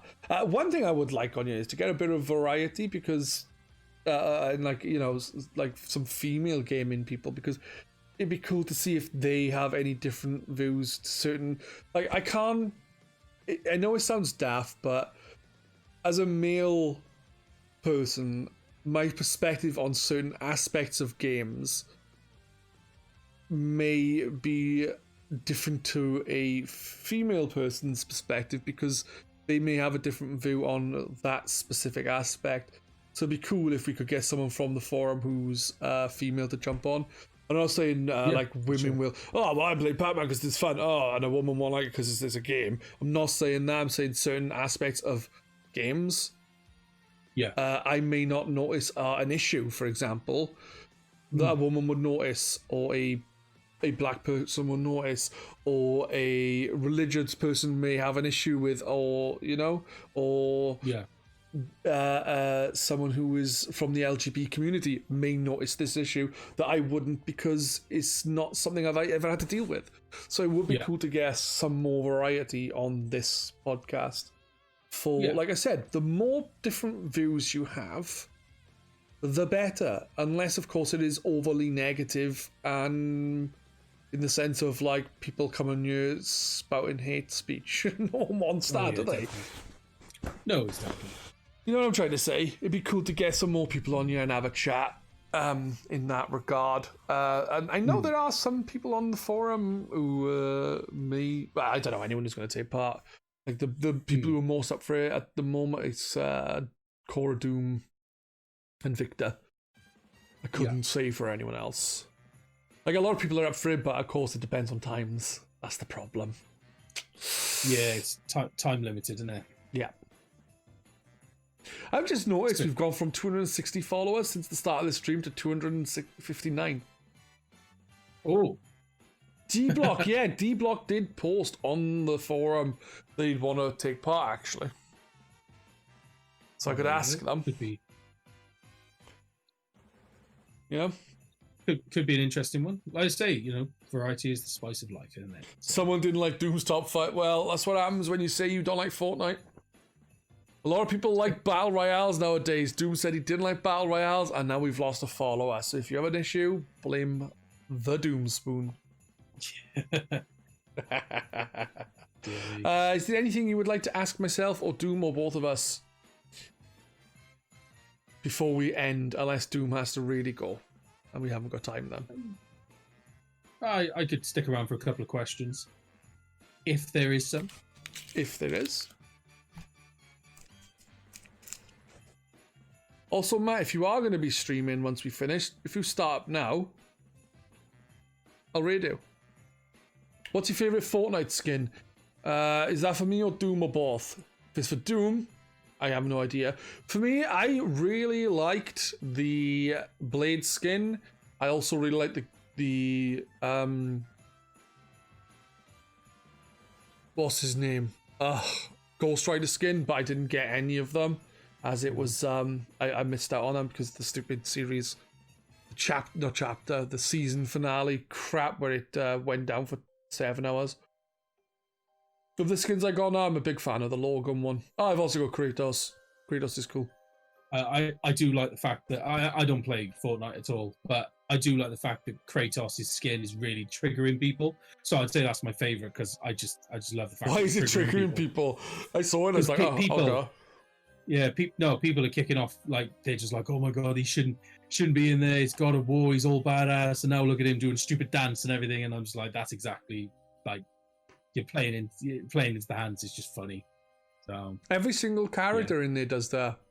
I could say that about every. Oh look, it's Wolverine doing the same silly dance as Kratos. But for some reason, I've seen a lot of like people getting triggered with Kratos. So but no, I don't play, so it's difficult for me to say really. So I'll say Kratos. But Chips said most anticipated game of 2021. For me, it's probably going to be, not that it's been confirmed yet, but I think it's the worst kept secret. I think will be the Gen 4 Pokemon remakes. They're like it's the worst kept secret in the world that they're basically coming out next year. So I wonder if I wonder if he was asked about for the Xbox, dude. That's what I was thinking. That was for the Switch, but for the Xbox, I haven't got a clue. I literally struggle to keep up with what's coming out here and there. The game that I'm most looking forward to that is on the Xbox that I know is coming out. I don't know when. Is that Medium? I just think it looks really fucking cool. I like the whole simultaneous worlds happening at the same time. You could switch between them. Yeah. If you're talking generally, then I'll talk about it when we talk about the future. In a further future podcast. Any stuff. Honestly, I wouldn't know this. The issue I have is so many games, and I can't think of all that's coming. I'm looking forward to Resi 8, even though I haven't finished Resi 7. I don't know. But yeah, I can understand why Doom, it was you who said you jumped into not that you jumped into Pokemon, but the one you played the most was Gen 4. So for you to get a Gen 4 remake would be kind of the sweet spot, really. Well, yeah. So yeah, I mean, I started Gen 1 when I was a kid with my Game Boy. But yeah, I fell out of. It's clearly Red Dead Redemption 2. Yeah, no, I didn't play Gen 3 because I kind of got to that age where I thought I was too old for it, and I've outgrown Pokemon now. That's silly. And then yeah, I kind of rediscovered Gen 4 when I was 16. When it first came out, and like, I haven't played Pokemon in a while. Oh, Diamond and Pearl are out, and I bought Pearl and took it home, and I had a DS and played it, and yeah, I just loved it. Absolutely loved it. It reignited my passion for Pokemon. And ever since he masturbates over. Stroke him on every day. Oh shit! No, not stroke him on. You put him by Pikachu. Oh, that was amazing. I can't remember who was in the stream. It was Jeff, me, Jeff, and it might have been you. Was it? I was there. Yeah, I think it was a few of us. Yeah, there. we were trying to play. We were trying to play Rocket League, and I just couldn't. We want to become famous. By followers. No, we don't. We don't want to become famous. I think. We're okay, thank you. We're okay. If I become famous, it'll be on my own merits. So I'm never becoming famous. I want to. I'll become famous through my Strokomon reaction. I think on Twitch. That'll be my claim to fame.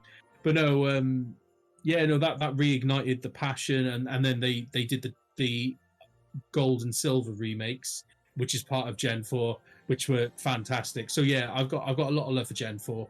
That reignited the passion, and for me, I think it's the best generation. So yeah, I mean, there's no official announcement, but basically, it's the worst kept secret going that's what's coming out next year. And it's the 25th anniversary for Pokemon next year, so kind of makes sense. I swear to fuck, though. I swear to fuck. If what comes out is Pokemon Gold and Silver, and you don't get to choose between Umbreon and Espeon, and you get some shit like fucking Marill, I'm never buying a Pokemon again until the next one. Well, the developers, Game Freak, did say that they're not planning on doing another Let's Go game. I enjoyed Let's it was Go. kind of, I thought it was great. Nice experience, but I much prefer the proper game. Like, yeah, I don't think. I think it'll be one of those things that give it a few more years and they'll do a Let's Go Johto game. But no, I'm definitely expecting the remakes this next year. Now it makes sense as well. It's too early for another jump in generation to generation 9. It's too early for that. So they got another year's worth of development if they release the remakes, and literally the Gen 4 remakes are the next ones in line. So there's so many hints being dropped left, right, and center, and there's data miners picking up things. So like, what should be released on 3DS just to rub her in? that'd be funny as hell. But yeah, Game no, Freak still, don't know that's what the they're game. doing. Oh no, they released on the wrong console.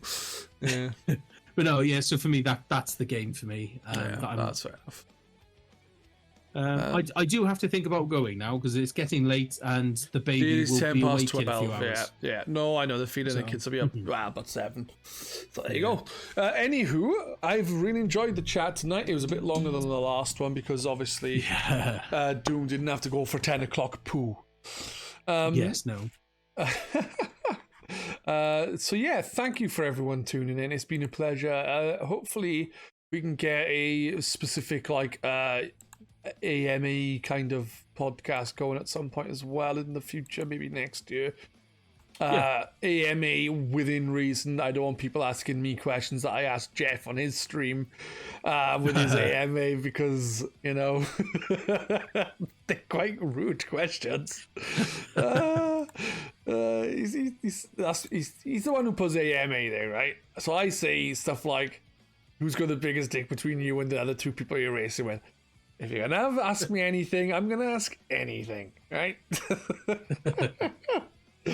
But yeah, it's been really good catching up with you as well, Doom.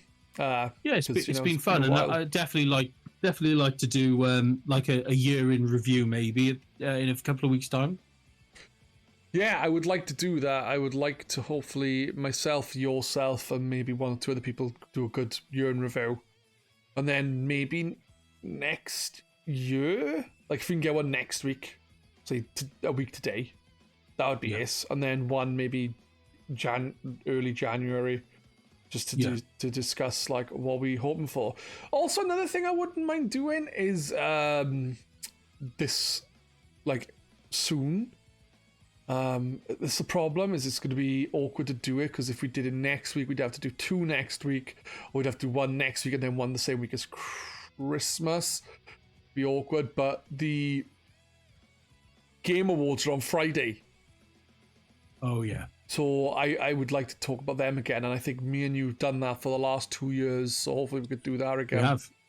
Remember my rant about Untitled Goose Game not winning? Yeah. Yeah, it's definitely the game that should win. It's the better game. It's just the more fans turned up at the time for the other game. It was basically that. But more aggressive. Yeah. Pretty sure I was the one against. I'm pretty sure Doom wasn't just ranting. He was ranting at me as if it was my fault. Yeah, Pedz, what are you doing? It's Thursday night. I thought it was Friday night. No, yeah, it's Thursday. I thought it was the 11th. Thursday. Thursday 11th. At... No, it's, I think it is Thursday at 9 o'clock. Something like that. Yeah, sure. I thought it was like Friday, like as in like 0000. That's what I said. I thought it was the 11th. Then again, Chim should know because so it starts Friday a bit earlier, and then Thursday, and then Friday. See, I'd like to do a live reaction thing to it, but I'd be up till about 4 a.m. Yeah, but it'd be cool too late for me. If someone's able to jump in at some point soon to do another one about the Game Awards, and then obviously a look into next game year in review, and then looking into next year. So yeah, we'll see what happens then. Hopefully we can get something sorted. I'll pop on the forum and ask people who's up for it and when, and we maybe go from there.